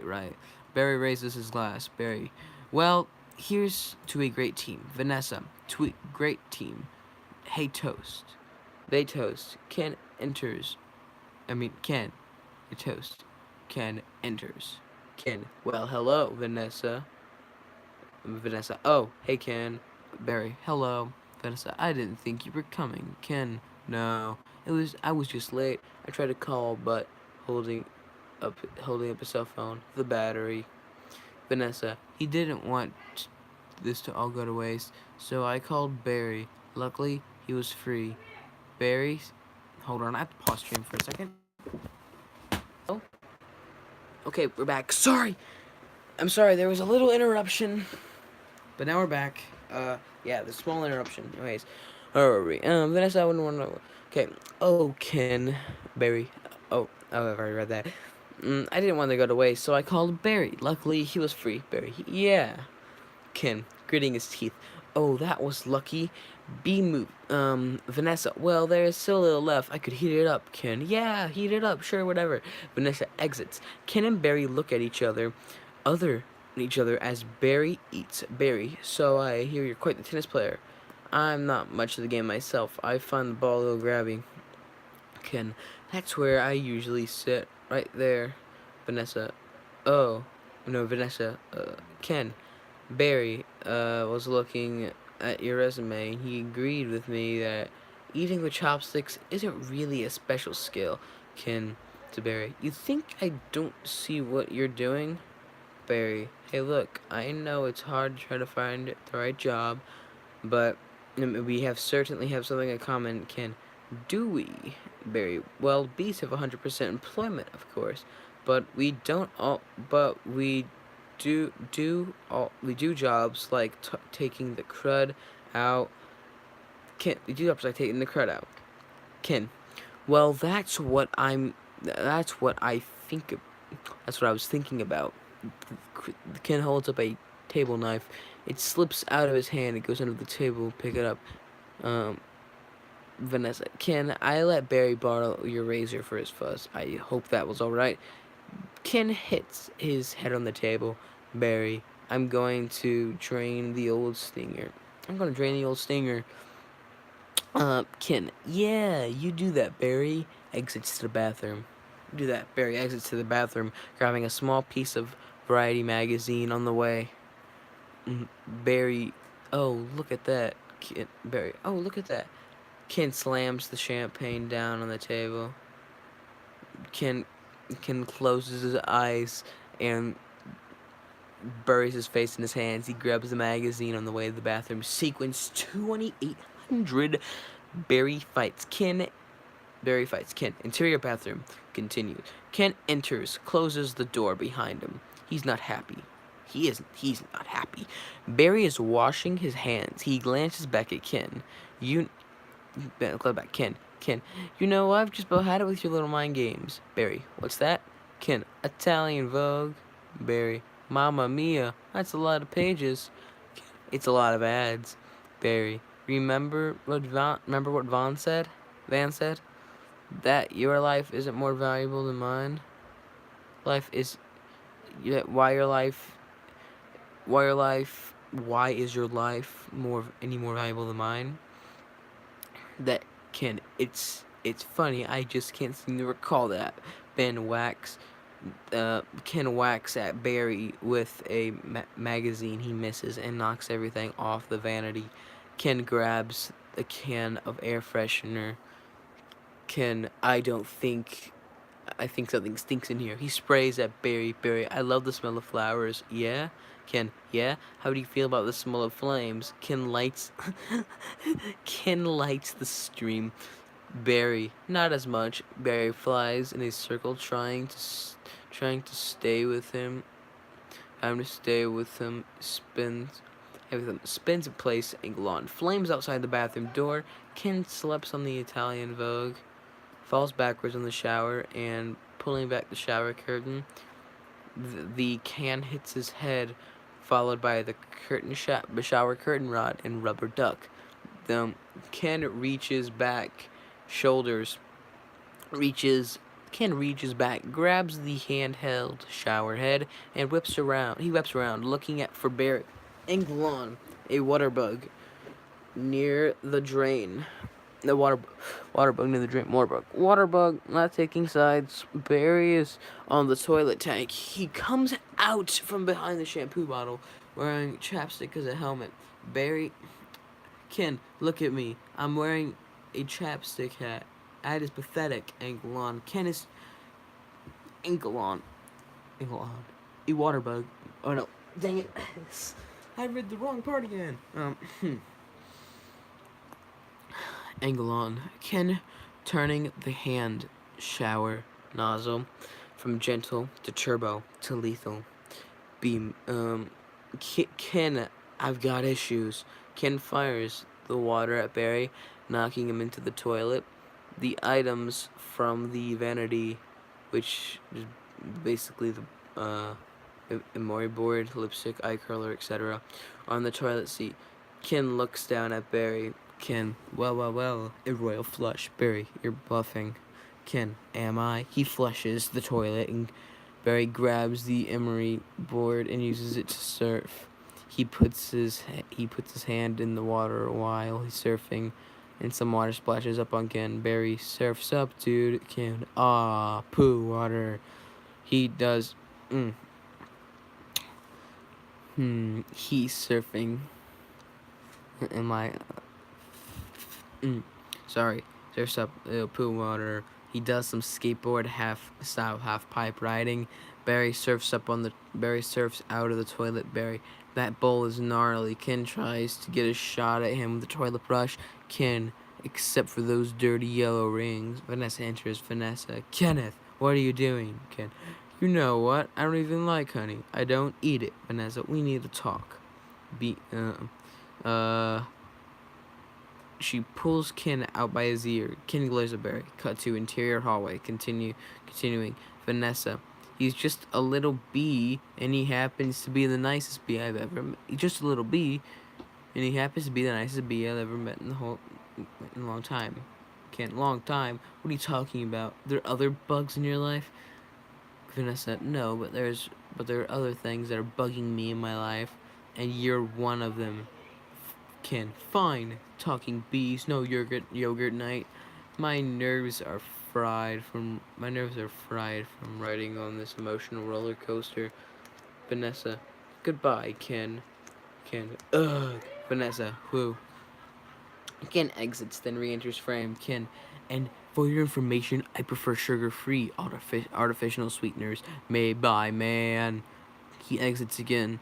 The door slams. The door slams behind him. Vanessa to Barry. I'm sorry about all that, Ken. Sorry about all that. Ken re-enters. I know it's got an aftertaste. I like it, Barry. I always felt there was some kind of barrier between Ken and me. He puts his hands in his pockets. I couldn't overcome it. Oh well. Vanessa, are you going to be okay after the trial tomorrow? You can be okay after the trial tomorrow. Barry. Oh, I believe Mr. Montgomery is about out of ideas. Cut to sequence 3300 Adams. Sorry about that. Adams Sting Monty interior courtroom. The next day, angle on medium shot of Montgomery standing at his table. Montgomery, we would like to call Mr. Barry Benson B. Mr. Barry Benson B to the stand. And whispering to Vanessa, now that's a good idea. To Barry, you could really see why he's considered one of the very best lawyers. Oh, Barry rolls his eyes. He gets up, takes the stand.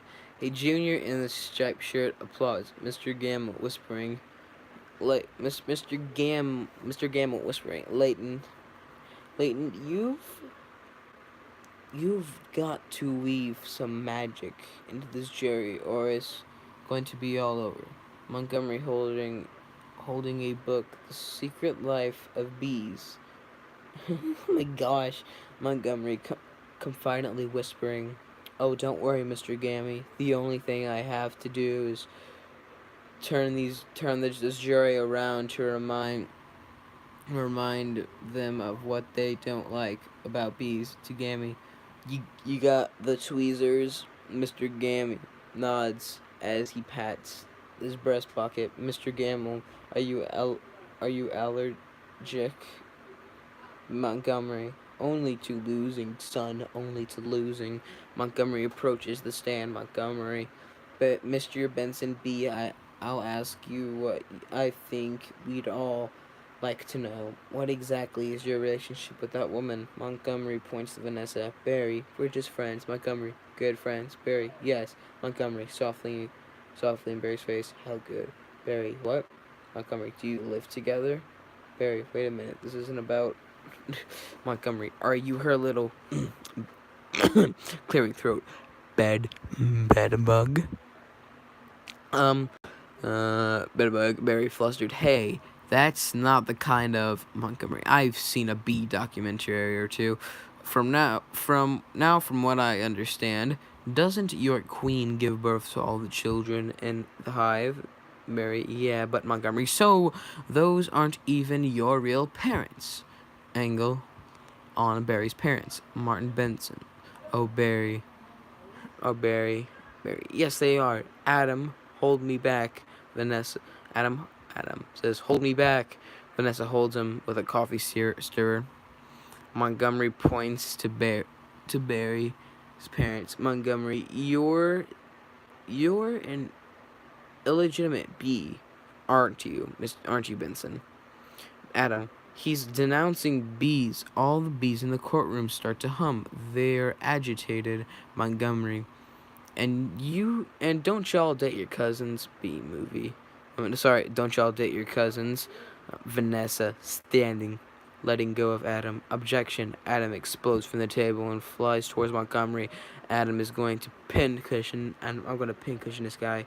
Montgomery turns around. Montgomery turns around and positions himself on the judge's bench. He sticks his butt out. Montgomery winks at his team. Barry, Adam, don't. It's what he wants. Adam shoves Barry out of his way. Adam stings Montgomery in the butt. The jury reacts aghast. Montgomery, ow, I'm hit. Oh lordy, I am hit. The judge bangs her gavel. Judge, order, please, Mr. Montgomery. Please, Mr. Montgomery. The venom is coursing through my veins. I've been fielded. I've been felled by a winged beast of destruction. You see, you can't treat them like equals. They're striped savages. Stinging's the only thing they know. It's their way. Angle on. Adam collapsed on the floor. Barry rushes to the side. Barry, Adam, stay with me. Adam, I can't feel my legs. Montgomery falls off the bailiff. Falls onto the bailiff. Take it easy. Take it easy, Montgomery. I'm taking a little drink real quick.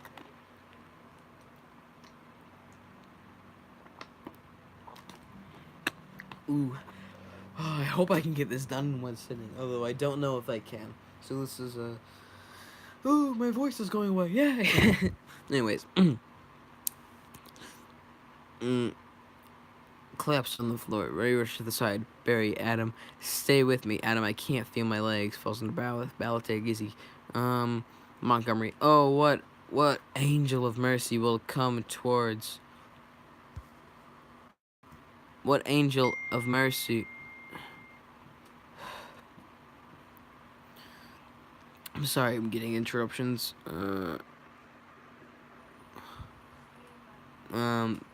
The person. I'm stuck in this position. Order from having poison from my heaving buttocks. The jury recoils. Judge, please. I will have order in this court. Order, please. Fade to sequence 3400 Adam at Hospital, Interior Hospital, Street, Luffle Room, Day Press, Person number 1. The case of honeybees versus the human race took a pointed turn against the bees yesterday when one of their legal team stung Leighton T. Montgomery. Now there's Dawn with the 5-day. A nurse lets Barry into the room. Barry carries a flower. Barry carries a flower. Barry, thank you. Barry stands over Adam in a bed. Barry lays a flower down next to him. The TV is on. Barry, hey buddy. Adam, hey. Hey Barry. Is there much pain? Adam, has a B-sized painkiller. Adam has a B-sized painkiller. Honey button near, and he presses it. Adam pressing the button. Yeah, I blew the whole case. Didn't I? Barry, oh, it doesn't matter. The important thing is that you're alive. The important thing is that you're alive. You could have died. Adam, I'd better off. I'd be better off dead. It took me forever just to say that one line. Anyways, I'm better off dead. Look at me. Adam throws the blanket off his lap, revealing a green sandwich sword stinger. Adam. Okay, hold on. I have to pause stream once again.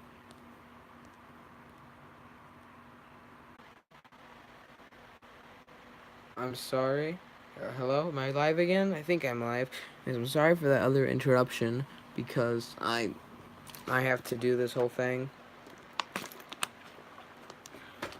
Anyways, I was going to sting someone. Adam, I can't explain it. It was all adrenaline and then ecstasy. Barry looks at Adam. Barry, all right. Adam, you think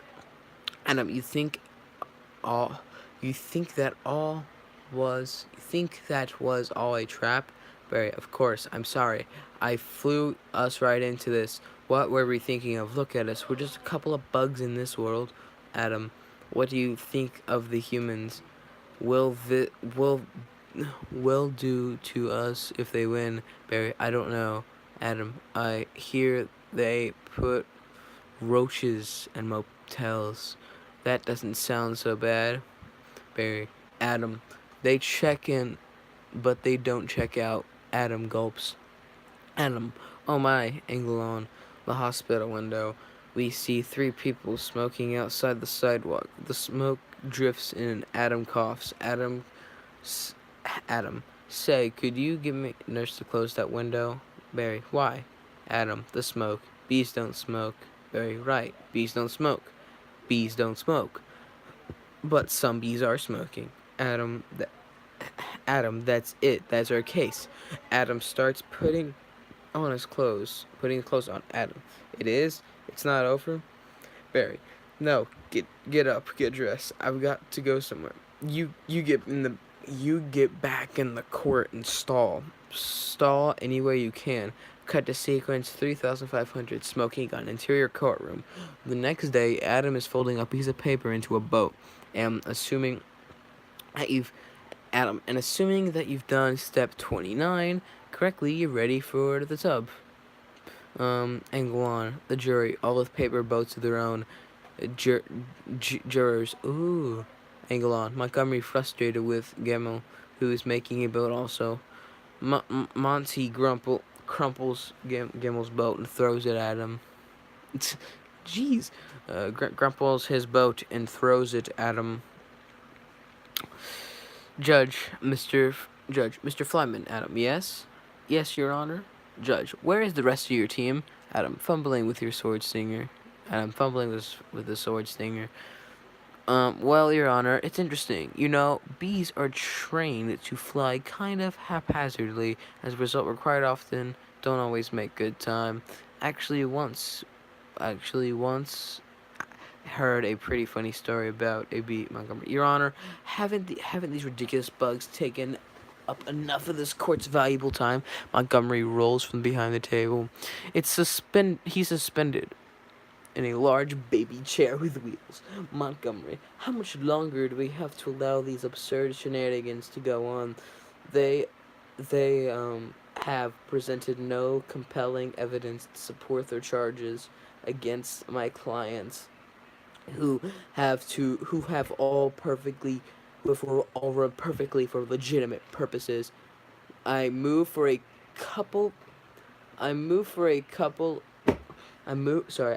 complete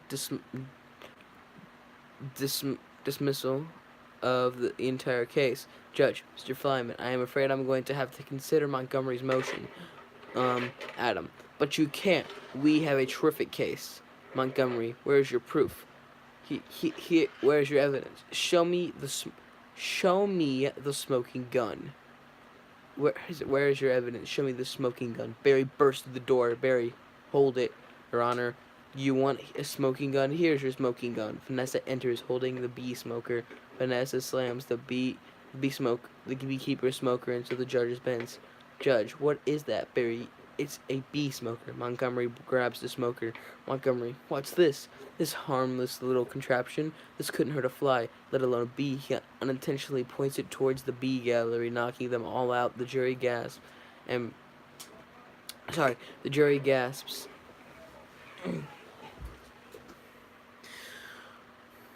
Okay, sorry. I lost my place again. The jury gasps, then press snaps pictures of them. Barry, members of the jury, look at what has happened to bees who have never been asked. Smoking for none? Is this what nature intended for us? Then he be forcibly addictive to these smoke machines. in man-made wooden work camps, which living out our lives as honey slaves to the white man. Barry gestures dramatically towards Montgomery's racially mixed table. The black lawyer slowly moves his chair away. And Gamble, what are you going to do? He's playing to the species. He's playing the species card. Barry lands on the scale. Barry lay. Sorry. He's playing Montgomery. He's playing the species card. Barry lands on the scale of justice. The judge's bench. It balances on its head. Bounces on land. Bounces as he lands. Barry, ladies and gentlemen, please free these bees. Englon, Chury chanting, free these bees. Judge, the court finds in favor of the bees. The chaos continues. Barry flies over to Vanessa with his hand up for a high five. Barry, Vanessa, we won. Vanessa, yay, I knew it. You could do it. High five. She high fives Barry, sending him crashing to the table. He bounces right back up. Vanessa, oh sorry. Barry, ow, I'm okay. Vanessa, do you know what this means? All the honey is finally going to belong to the bees. Now we won't have to work so hard all the time. Montgomery approaches Barry, surrounding the press. The cameras and microphones go to Montgomery. Montgomery waving a finger. This is an unholy prison. Preservation of the balance of nature. Benson, you'll regret this. Anglon, Barry's deer in headlights expression as he pushes through the microphones in his face.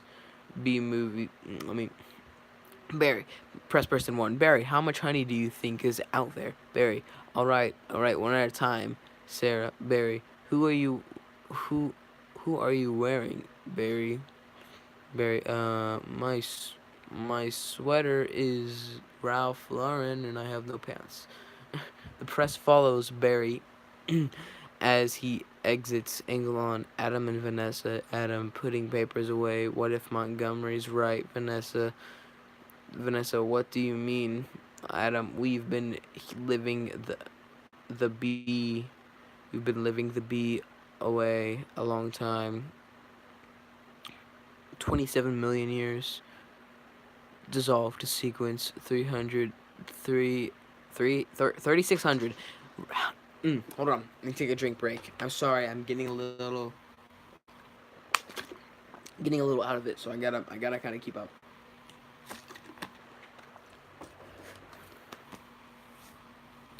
I just press the microphones across the face. Boom. Press 1. I already read that. Sequence 3600. Honey Roundup. External honey farms. Apari. Montgomery Sarah. Montgomery. Monte Sarah. Congratulations on your victory. What are you going to demand as a settlement, Barry? Over montage. First, we're going to demand a complete shutdown of all bee work camps. Then, we want to get back all the honey that was ours to begin with, every last drop. We demand an end to this glorification of the bear as anything more than a filthy, smelly, big-headed, bad breath stink machine. I believe we're all aware what they do in the woods. We will no longer tolerate derogatory B-negative nicknames, unnecessary inclusion of honey and bogus health products, and la-di-da-tea time human snack garnishes, honey images, close-up. Monogage images, close-up of an AFT jacket with yellow letters on it. Camera pulls back to see an army of bee and human agents wearing hastily made alcohol and tobacco, firearms, and honey jackets. Barry supervises. The gate to honey farms is locked out permanently. All the smokers are collected and locked up. All the bees have the apiary. Cut to external AFT outside supermarket. Montage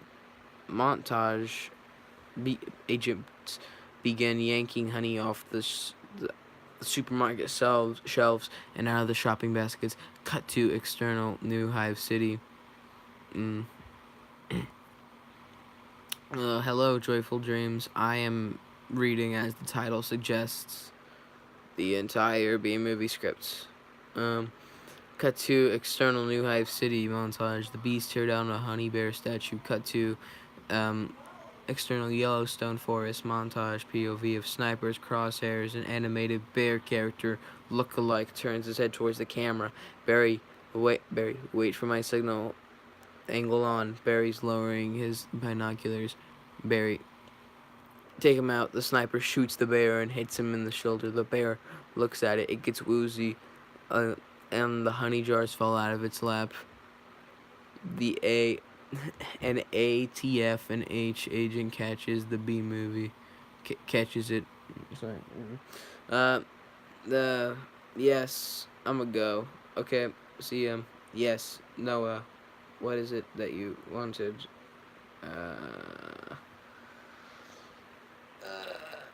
I'm not tired. I got this. I'm fine. I just have to make my voice a bit better. Anyways, AFC, ATF and H. I'm not bored. I like this. Well, I'm just doing it because I have nothing else really to do. Agent, to the bear's pig friend. He'll have a little nausea for a few hours, then he'll be fine. Cut to external Sting's house montage. AT and F agents slap cuffs on Sting, who is meditating. You can call me. I'll call you after I'm done with this. I'm almost done. Kinda sound bored.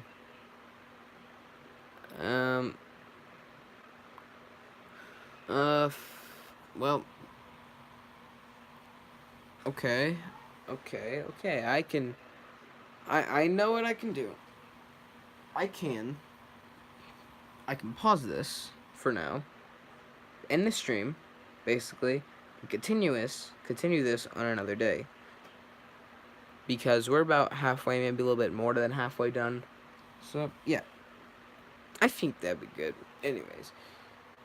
My phone. Okay, I'm going... No. You want me to finish? Noah, do you want me to finish? Because I can finish if you want me to.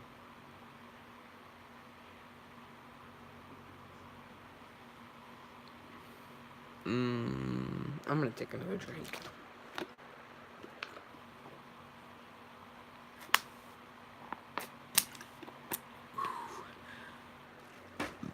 I'm gonna keep on reading for now, and yeah, we'll see how it goes from there. Cut to interior of a woman's shower. Take a mini 10-minute break. Okay, this is the tiny little break time. Okay, let me get the thing ready for some art. Hold on, I gotta get the camera all set up so for now you get a black screen. Wow, that's interesting.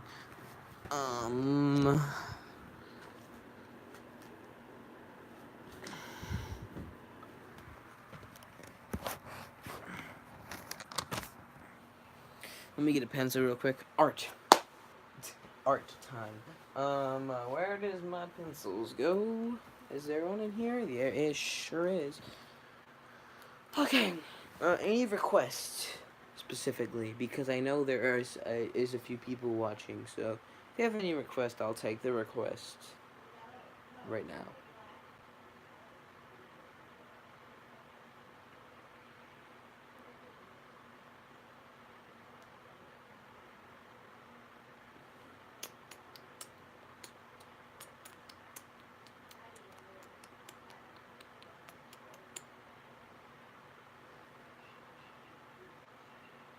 Wow, this stream's been going on forever. I just noticed that. 133 minutes. Oh, we got a response. Hold on, I was grabbing a thing. Anyways, yes, the response is sad box. Sure, I can do the sad box. The other one says, Jacqueline, call me home phone. Okay. Sad box. Okay, let me flip to a blank page real quick, because that was just a paper on it.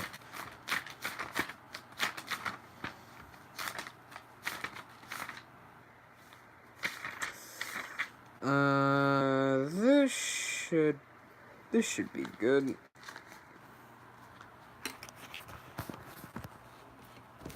Okay, I can be drawing set box, I guess.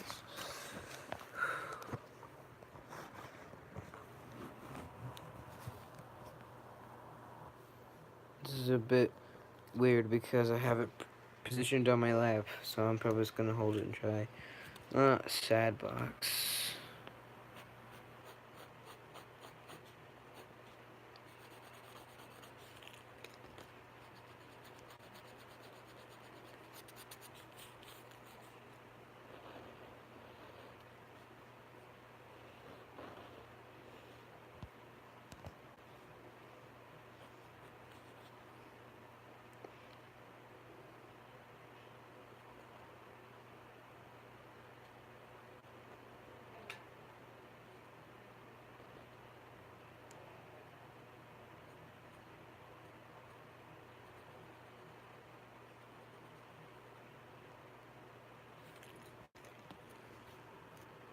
I'm not good with my proportions when it comes to different parts of the body. Because for some reason I'll draw one normally, or like one that'll be like the one I have to go off of and drawing another proportion, and then I'll mess up completely the next one. Come on, camera, focus. There we go.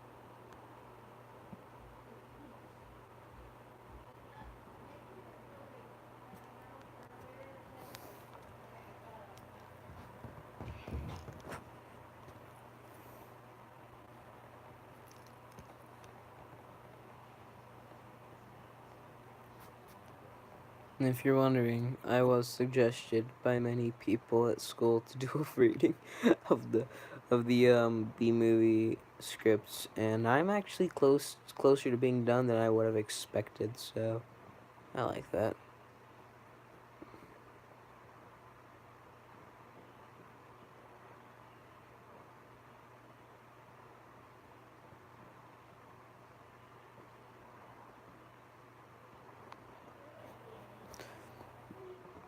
So Noah, are you gonna do the run tomorrow? Cause I don't think I'll be able to make it. It is tomorrow, right? I don't know if I'll be able to make it, but I was gonna see if maybe we can hang out tomorrow sometime. And I know you have the run. I think you do. Yes. Okay. So you do have the run. I was just wondering maybe if we can hang out sometime tomorrow because you couldn't hang out last weekend and that kind of stuff.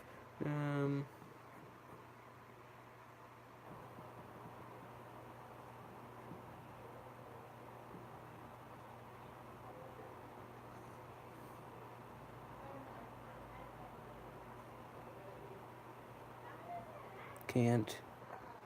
Oh man. Oh well. I didn't do the hands yet. Now he's kind of off to the side. Dang it. Dang it, I hate when that happens. When I start drawing and when I'm halfway down, like when I'm doing it, I notice that it's positioned horrifically compared to the other part of the body.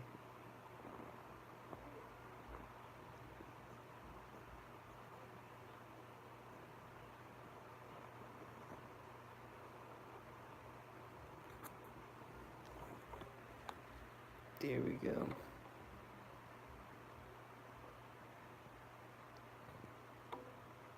It's a bit big for a head.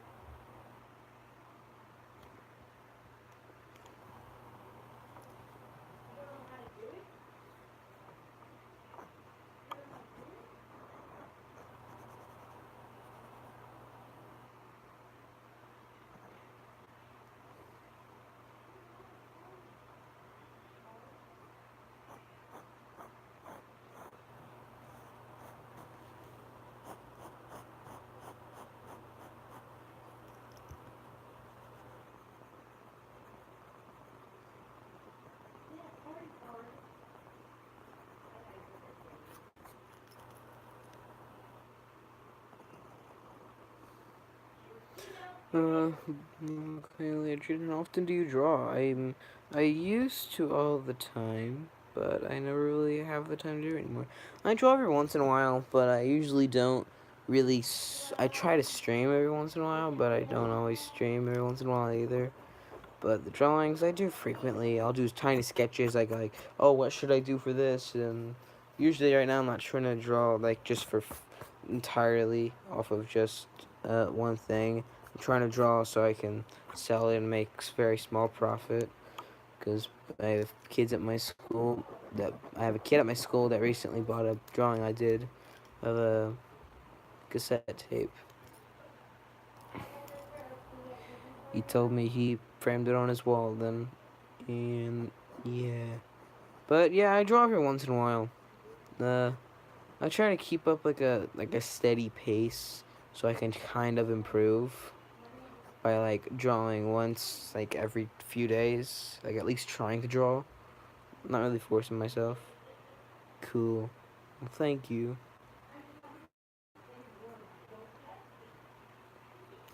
Because I'll watch different animations or videos on the internet and all that, pictures. I'll look at pictures even, and I'll do is I'll look for different things about them, like how would they have drawn this or something. Like one of the main troubles I had was up here with the neck.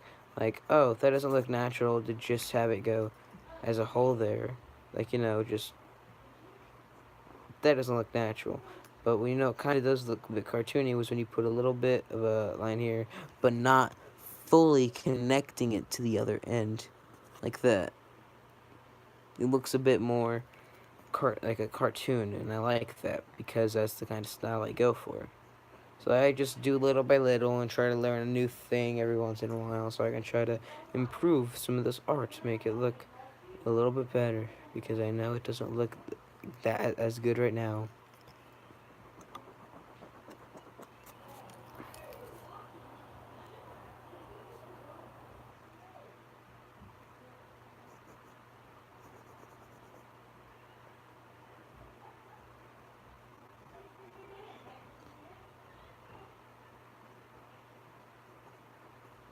Awesome. Well, that's great that you think that.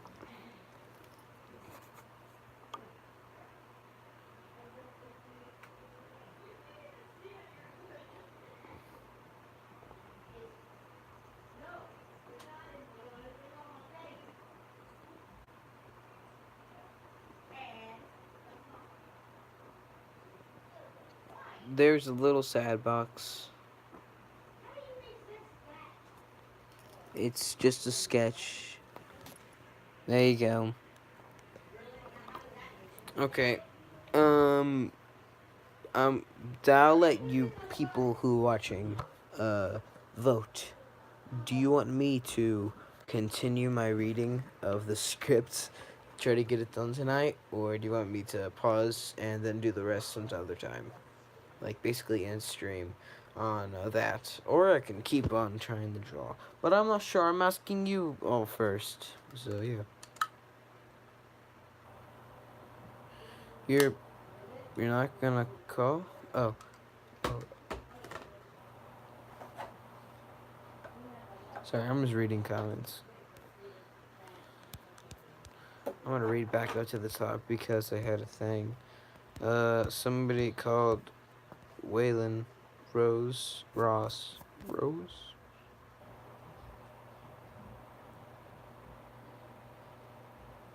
No, I can call you if you want me to, Noah. I can call you. If you want me to end stream and call, I can. I could do whatever, but I don't know what to do, so I'm asking all you, all two of you.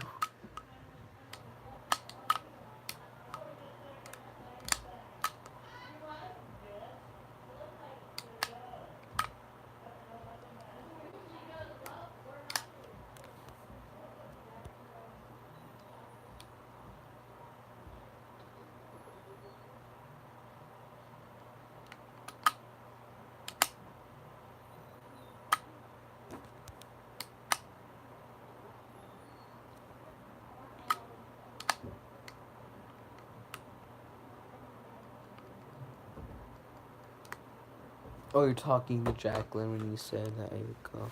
Okay.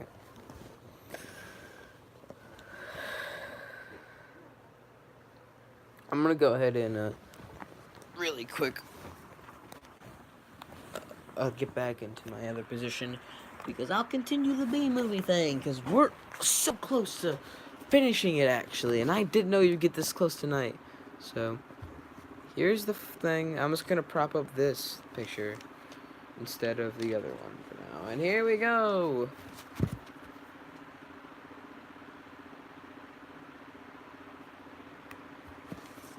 Okay. We were at Losing Falls and Jaw on his lap. Barry looking at his label in the shampoo bottle, shaking his head or writing it on a clipboard. Cut to external supermarket cafe montage. Another customer, an old lady having a tea with a little jar of honey, gets her face pushed down onto the table and turned to the side by two agents. One of the agents has a gun on her. Old lady can't breathe. Cut to external Central Park montage. An oil drum of honey is connected to Barry's hive. B move. I keep on reading that.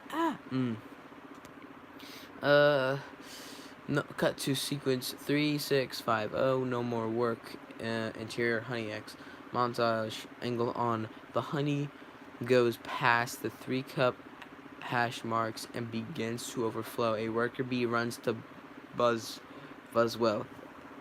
Worker B1, Mr. Buzzwell, we just passed 3 cups and there's gallons more coming. I think we need to shut down. Keychain B to Buzzwell. Shut down? We've never shut down. Angle on. Buzzwell looking on. Buzzwell overlooking the factory floor. Buzzwell. Shut down. Honey production. Stop making honey. Angle on. 2 bees, each with a key. Buzzwell. Turn your key, sir. They turned the key simultaneously, war game style. Shutting down the honey machines. Angle on the taffy pool machine, the centrifuge, the Krellman, and the criminal slowly come to a stop. The bees look around, bewildered. Worker B5, what do we do now? A beat. Worker B6, cannonball. He jumps into a vat of honey. Doesn't penetrate the surface. He looks around slowly sinks down to his waist. B movie. Dang it! I always keep reading the external honey factory. The whistle blows and all the bees all stream out the exit. Cut to interior. J-Gate continues. Lou gives orders to the pollen jocks. Lou, we're shutting down honey production. Mission abort. Cut to external Central Park. Jackson receives the orders. Mid pollution. Jackson aborting pollination and nectar detail. Returning to base. Cut to external New Hive City. Angle on. Bees putting suntan lotion on their noses and antenna and sunning themselves in the balconies of the gyms. Cut to external General Park angle on. The flowers start droop. Hold on. The flowers starting to droop. Cut to interior J-Gate deserted. Cut to external New Hive City angle on bees sunning themselves. A timer dings. They all turn over. Cut to external Central Park. Time lapse. Central Park turning brown. Cut to external Vanessa's floral shop. Close up shot. Vanessa writes, "Sorry, no more flowers" on a closed sign and turns it facing out. Cut to sequence 3700 Idle Hive.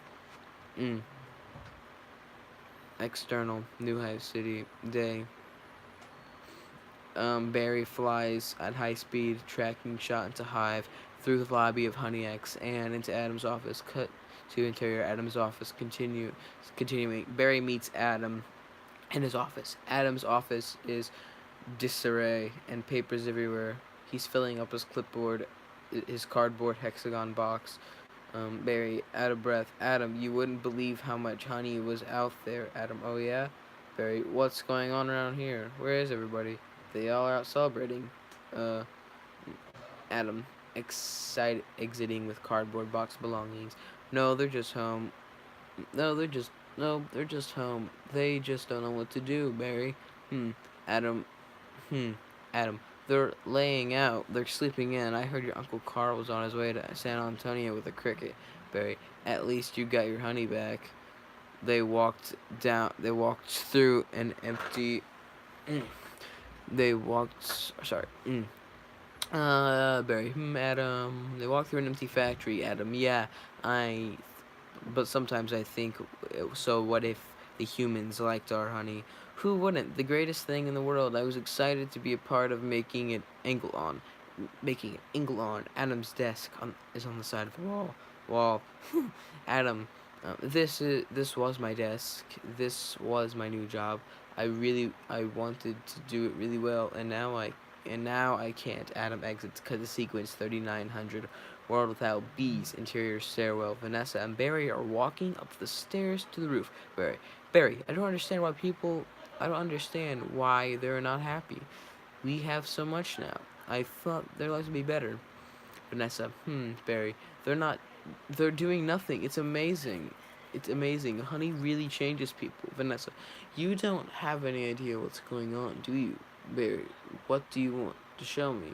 Vanessa, this. They reach the top of the stairs. Vanessa opens the door. Cut to exit rooftop of Vanessa's building.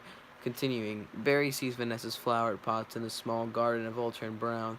Barry, what's happened here? Vanessa, that is not the half of it. Vanessa turns Barry around with two fingers, revealing the view of Central Park, which is all brown. Barry, oh no, oh my, oh no, oh my, they're all wilting.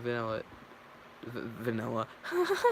Vanessa doesn't look very good, does it, Barry? No, Vanessa.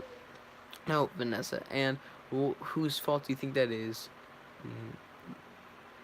Mm, mm, I'm going to Barry. I'm going to guess bees.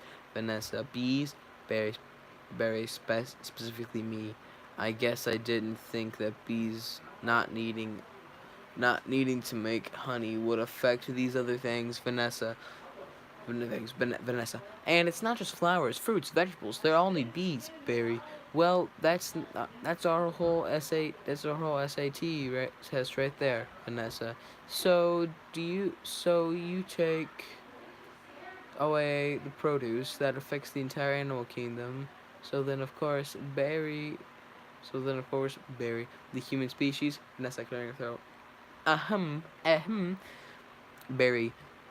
Oh, so if there's no more pollination, it would just all go over here, could couldn't it, Vanessa? And I know, and I know this is also partly my fault. Barry takes a long sigh. Barry, how about a suicide pact? Vanessa, not sure if he's joking. How would we do it? How would we do it? Barry, I'll sting you and you step on me. B movie. Vanessa, that just kills you. That just kills you twice. Barry, right, Vanessa. Listen, listen, Barry. I'm sorry, but I've got to get going. She exits. Barry, looking at the other park, had a mouth open to talk. Looking back, Vanessa. Looking back, Vanessa. Vanessa has gone. Cut to sequence 3935. Going to Pasadena. External, New York Street. Continuing. Vanessa gets into a cab. Barry enters. Barry, Vanessa, why are you leaving? Mm. Vanessa, why are you leaving? Where are you going? Vanessa, to the final tournament of roses in Pasadena. They moved it up to this weekend because all the flowers are dying. This is the last chance This is the last chance I'll ever have to see it. Barry, Vanessa, I just want to say I'm sorry. I never meant to turn out like this. Vanessa, I know. Sorry, I know. Me neither. Vanessa cab. Vanessa's cab drives away. Barry, chuckling to himself, tournament of roses. Roses can't do sports. Wait a minute. Roses. Vanessa. Vanessa. Barry follows shortly after her. He catches up and he pounds on the window. Barry follows shortly after Vanessa's cab. He catches up to it and pounds on the window. Interior taxi continuing. Hold on. Before I continue, I'm gonna read. Drink. I don't know why I said read. Okay, here we go. Again, due to sports. Wait a minute. Roses. Barry. Roses. Vanessa. Barry. Barry. As he flies next to the cab. Roses are flowers. Vanessa. Yes, they are, Barry. Yes, they are. Barry. Flowers, bees, pollen. Vanessa. I know. That's why it is the last parade. Barry. Maybe not. The cab starts to pull ahead of Barry. Pull ahead of Barry. Barry. Sorry, Barry. Could you ask him to slow down? Vanessa. Could you slow down? The cab slows. The cab slows. Barry flies in the window and lands in the change box. Which closes on a beam. Vanessa. Barry. Vanessa lets him out. Barry stands on the change box in front of the driver's license. Barry. Okay, I made a huge mistake, and this is a total disaster, and it's all my fault. Vanessa, yes, it kinda is. Barry, I've ruined the planet, and I wanted to help you with your flower shop. Instead, I've made it worse. Vanessa, actually, it was completely closed down. Barry, oh, I forgot to, I forgot. Oh, I thought maybe you were remodeling. Not, nevertheless, I have another idea. It was greater than all my previous great ideas combined. Vanessa, I don't want to hear it. Vanessa closes the change box on Barry, opening it again. All right, here's what I'm thinking. They have the roses. The roses have the pollen. I know where every bee plant. I know every bee plant and flower bud in this park.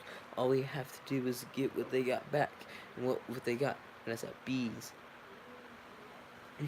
Barry, park. Vanessa, pollen. Barry, flowers. Vanessa, repollination. Barry, on luggage. Handle going up across the nation. Cut to sequence 3950. Rose Parade. External. Pasadena Parade. Barry. Alright. Tournament of Roses. Pasadena, California. We've got nothing but flowers. Floats and cotton candy. Security will be tight. Vanessa, I have an idea. Cut to external float staging area. Angle on. Barry and Vanessa approaching a heavily armed guard in front of the staging area. Vanessa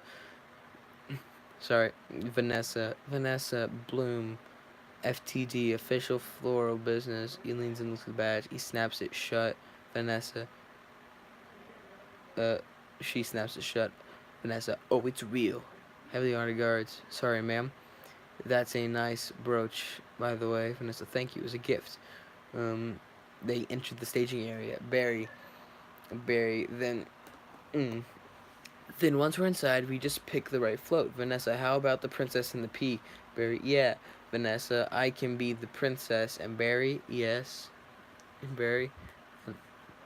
Barry, yes, I think. Vanessa, you could be Barry. I've Vanessa, the pea. Barry, I got it. Cut to external float staging area. A few moments later, Barry, dressed as a pea, flies up and hovers in front of the princess. And as the princess and the pea float are sponsored by an inflatable bed that has a sign reads inflatable bed. If it blows, it's ours. I get it. Sorry. Inflatable. If it blows, it's ours. Barry, sorry I'm late. Where should I sit, princess? What are you, Barry? I believe I'm the pea princess. The pea is supposed to be under the mattress. Barry, not in this fairy tale, sweetheart. Princess, I'm going to talk with Marshall. Barry, you do that. This whole parade is a fiasco. She exits. Vanessa removes the stepladder. The princess falls. Barry and Vanessa take off in the float. Barry, let's see what this baby can do. Angle on. Angle on. Guy with headset talking to drivers. Headset guy. Hey, the float. Hey, the float zooms by. Hey, the float zooms by a young child in the stands. Young child in the stands. Timmy cries. Cut to external float staging area. A few moments later, angle on. Vanessa putting on the princess hat. Vanessa putting on the princess hat. Hold on. Barry. Then all we do is blend in with traffic without arousing suspicion. Cut to external parade route. Continuous floats go flying by the crowds. Barry and Vanessa's float crashes through a fence. Cut um cut to external freeway. Vanessa and Barry speed dodging and waving down the freeway. Barry Barry, and once we're at that point, there's no stopping us. Cut to external airport. Barry and Vanessa pull up to the curb in front of the TSA agent with clipboard. TSA agent, stop. Security. Did you and your insect pack your float? Pack your own float. Vanessa, yes. TSA agent, has this float been in your possession this entire time? Uh, Vanessa, since the parade, yes. Angle on. Barry, holding his shoes. TC agent, would you like me to remove... Would you remove your shoes and everything in your pockets? This is... Can you remove your stinger, sir? Barry, that's part of me, TC. I know, just having some fun. Enjoy your flight. Cut to external runway. Barry and Vanessa's airplanes take off.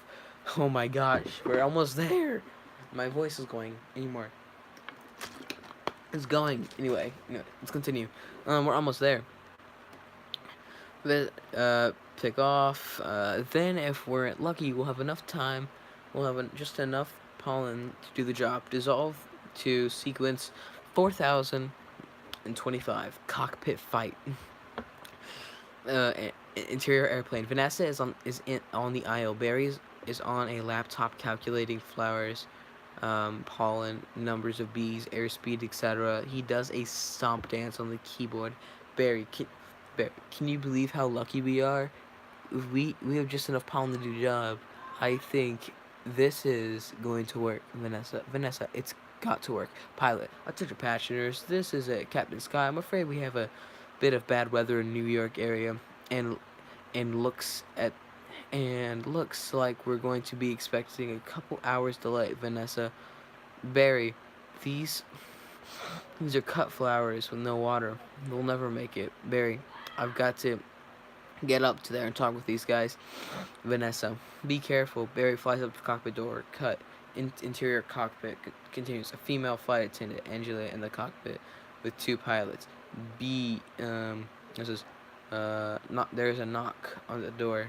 Barry, hey, can I get some help with the Sky Mall magazine? I'd like to order the talking inflatable travel pool filter. Angelia, to the pilots, irritated. Excuse me. Cut to the external cabin. Continues. She opens the door cockpit. Looks around. She doesn't see anybody. Angle on. Barry hidden on the yellow and black caution stripe as Angelina looks around. Barry zips into the cockpit. Cut to the interior cockpit. Barry, excuse me, Captain. I'm in a real situation here. Pilot, pulling back the earphone back. Then to co-pilot. What did you say, Hal? Co-pilot, I didn't say anything. Pilot, he sees Barry. Barry, no, don't freak out. He didn't say anything. Sorry. Don't freak out. There's a chance. Don't freak out. There's a chance. My entire species, co-pilot, talking over earphones. The pilot grabs a dustbuster vacuum cleaner and aims it around, trying to vacuum up Barry. The co-pilot faces the camera as the pilot tries to suck Barry up. Barry's on the other side of the co-pilot as they dozy do. The toupee and the co-pilot begins to come up, still attached to the front. The co-pilot, what are you doing? Stop. The toupee comes with the co-pilot's. Stop. The toupee comes off the co-pilot's head and sticks to the dustbuster.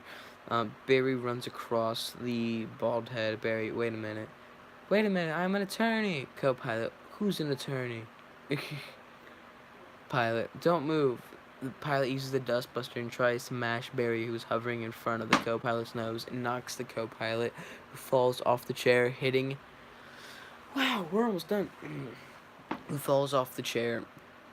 Dustbuster falls off the chair, hitting the life raft release button. The life raft inflates, and hitting the pilot, knocking him to the wall in the cold. Barry survives the situation. Barry... Oh, Barry. Oh, Barry. Cut to interior cockpit playing cabin. Vanessa studies her laptop, looking serious. Sound effects. PA crackle. Barry. PA crackle. Barry. Good afternoon, passengers. This is your captain speaking. With a Miss Vanessa Bloom in 24F. Please report to the cockpit and please hurry. Angle on the aisle. Vanessa is heading is head pop Vanessa. And Vanessa head popping up. Vanessa enters. Vanessa, what happened here, Barry? I tried to talk to him, and then one of the dustbuster, a toupee, and a life raft exploded. And now one's bald, one's in a boat, and they're both unconscious. Vanessa, what is that another B joke, Barry? No one's flying the plane. The air traffic control bud speaks over the radio. Bud, this is JFK Tower. This is JFK Tower, Flight 356. What's your status? Vanessa presses the button on the intercom and comes through. Vanessa, this is Vanessa Bloom. I'm in Florist, New York. Bud, where's the pilot? Where's the pilot, Vanessa? He's unconscious, and so is the co-pilot, but not good. Bud, not good. Is there anyone on board with flight experience? Beat. A beat, Barry. A matter of fact, there is. Who is it, Vanessa? Barry Benson, but from the Honey trial? Oh, great. Oh, great. Oh, I don't know if it's sarcastic or not. Barry, Vanessa, there is nothing more than a big metal bee. It's not a giant. It's got giant wings, huge engines. Vanessa, I can't fly a plane. Barry, why not? Isn't John Trelova a pilot? Vanessa, yes. Barry, how hard could it be? Vanessa, wait a minute. Barry, we're heading into some lightning. Cut to Vanessa shrugs and takes the controls. Sequence 4150. Barry flies the plane.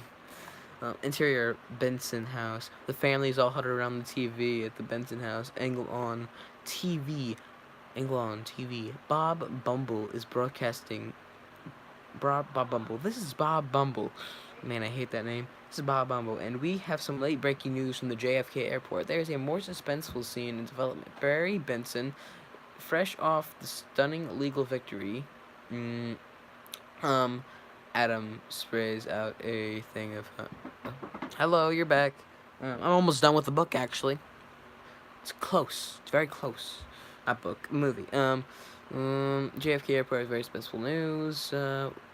Adam sprays a can of Honey Whip in his mouth. Adam... That's Barry, Bob Bumble says. Is now attempting to land a plane loaded with people, flowers, and an incapacitated flight crew. Everyone. Flowers? Cool. Yay. Cut to interior air traffic control tower. Bud. Well, we have an electrical storm in the area, and 2 individuals at the controls of a jumbo jet with absolutely no flight experience. Jeanette Chung. Just a minute, Mr. Ditchwater. There is a honeybee on the plane, but I'm quite familiar with Mr. Benson's work, and he has no accountant compadres. Haven't they done enough damage already? Jeanette Chung. But isn't he your only hope right now? But come on, technically a bee shouldn't be able to fly at all. Cut to interior cockpit. Barry reacts to Bud. The wings are too small and their bodies are too big. Barry over PA. Hold on a second. Haven't we heard this millions of times? The surface area of the wings and the body mass doesn't make any sense. Chung, get this on the air. Cameraman, you got it. Interior. Cut to interior. B control room. An engineer throws a switch. B engineer, stand by. We're going live. The on-air sign illuminates. Cut to interior. Various shots of the new Hive City. The news report says on TV the pollen jocks are sitting around playing paddleball, Wheelo, and one of them is spinning his helmet on his finger. Buswell is in an office cubicle playing computer solitaire. Barry's family and Adam are watching in her living room. B sitting in the street curb watching around all TV. Barry, Mr. Ditchwater, Mr. Ditchwater. Oh, he's the one watching stream right now. Mr. Ditchwater, the way we work may be a mystery to you, but making honey. Taking a drink real quick.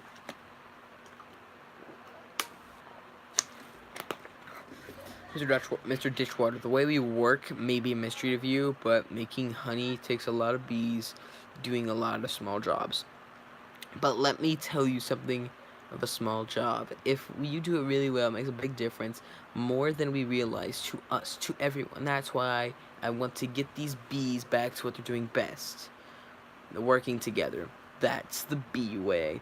We're not made of jello. We're not made of jello. We got a behind and a flow. We're not made of jello. We got a behind and a fellow. Black and yellow. Crowd of bees. Hello.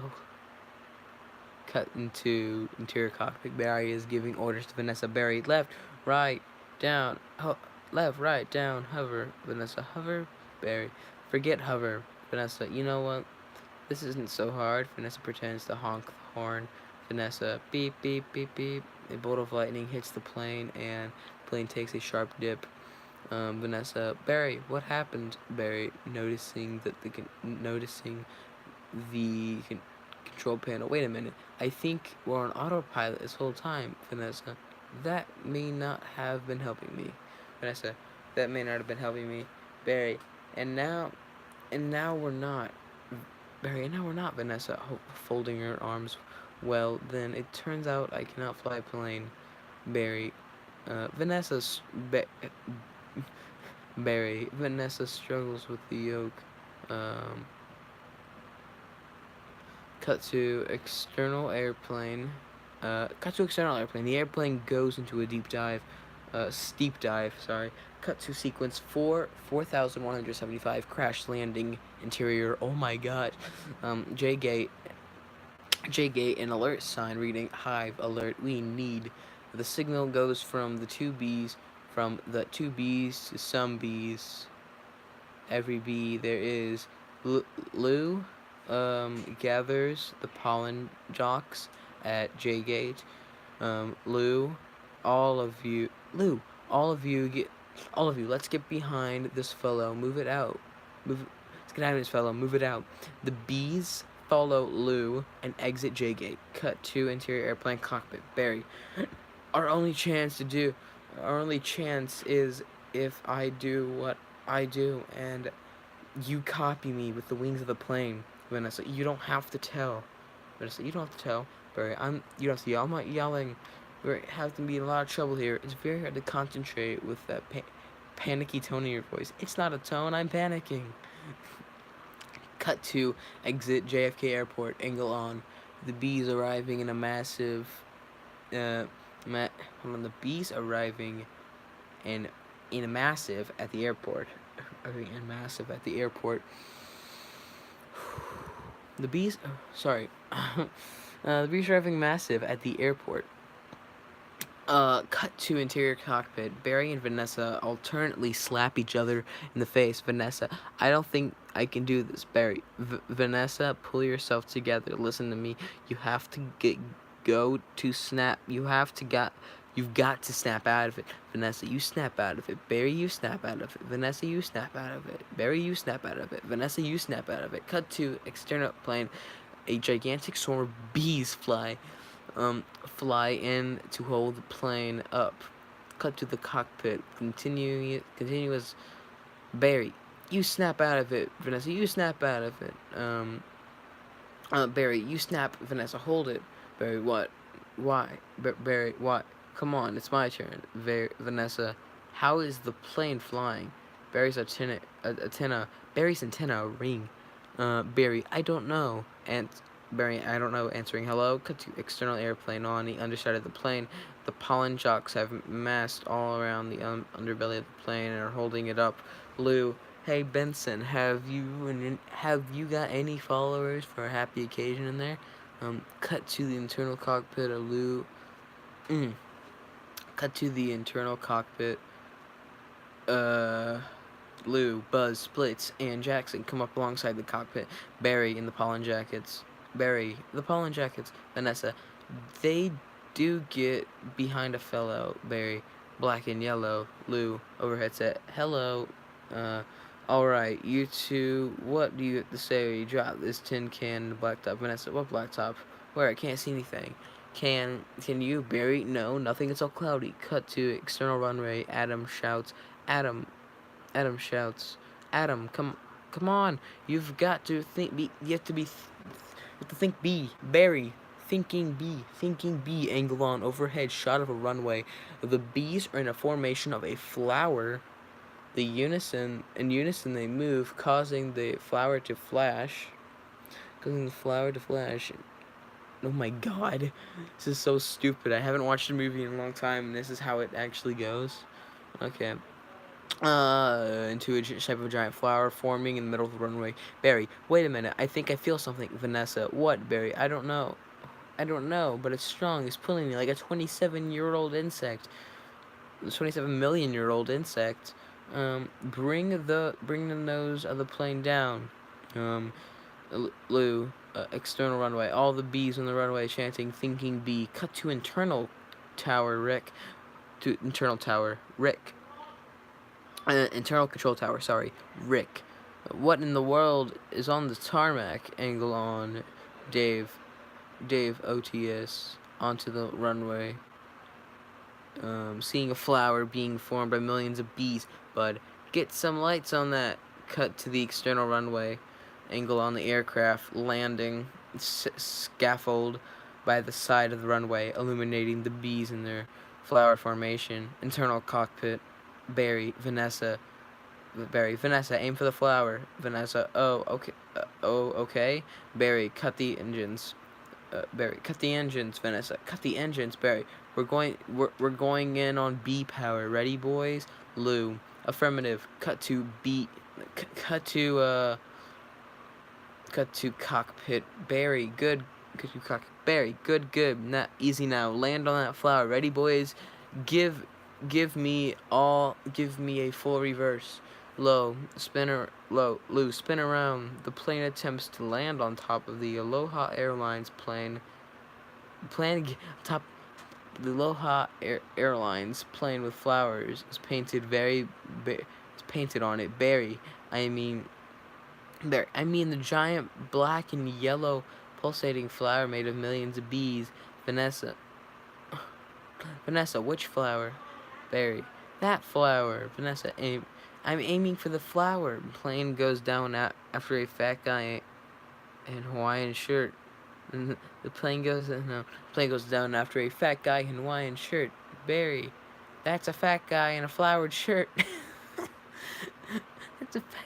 And the other one is the flower, the big one. He snaps a photo and runs away. Barry, full forward. Ready, boys? Nose down. Bring your tail up. Rotate around it. Vanessa, oh, this is insane. Barry, this is the only way I know how to fly. Cut to traffic control tower. Bud, I am cuckoo cachooed. Am I cuckoo cachooed, or is this plane flying in an insect-like pattern? Cut to external runway. Barry, get your nose out there. Don't be afraid of it. Smell it. Full reverse. Easy. Drop it. Be a part of it. Aim for the center. Now drop it in, woman. Now drop it in, woman. The plane hovers and maneuvers, landing in the center of the giant thing like a bee. The flowers from the cargo hold spill into the runway. Internal airplane cabin. The passengers are motionless for a beat. Passenger, come on already. They hear the ding ding. Passenger, come on already. They hear the ding ding and all jump up to grab their luggage overhead. Sequence 4225. Runway speech. External runway continuous. The inflatable slides pop up out of the side of the plane.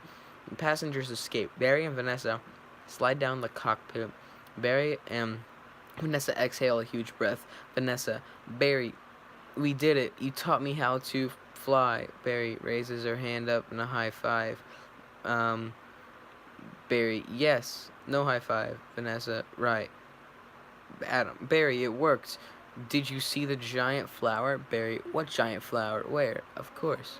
Ironic, the flat guy in a flower shirt, like on the SpongeBob. Oh my gosh! What if the? I understand what you mean. What if that's the same guy? What if the fat guy in the flower shirt is actually on all those movies and shows? Oh my gosh! We've made a connection through the cartoon world. Except the keychain. Buzz, hold on. Lamau. Genius, Adam. Thank you, Barry. But we're not done yet. Barry flies up to the wing of the plane and address the bee crowd. Yes. Yep. I'm almost done. I can't believe it. I actually got this done in one sitting. But Barry, but we're not done yet. Barry flies up to the wing of the plane and addresses the bee crowd. Barry, Barry, listen, everyone. This runway is covered with the last pollen from the last flowers available anywhere on Earth. Woot. Okay. Pollinate flowers. This means that is our last chance. This is our last chance. We are the only ones who can make honey, pollinate flowers, and dress like this. If we're going to survive as a species, this is our moment. So what do you say? Are we going to be bees or just a museum of natural history keychains? Bees or bees? Keychain, bee, keychain. Barry then follows. Barry then follow me. Except keychain. Buzz, hold on. Barry, you've earned this. Buzz put a pollen jock jacket around the and helmet around Jerry around Barry. Helmet with Barry's name on it and around Barry. Barry, I've got a pollen jacket. Looking at the jacket, the sleeves are a little long and it's perfect fit. All I've got to do is the sleeves. The pollen jackets toss Barry a gun.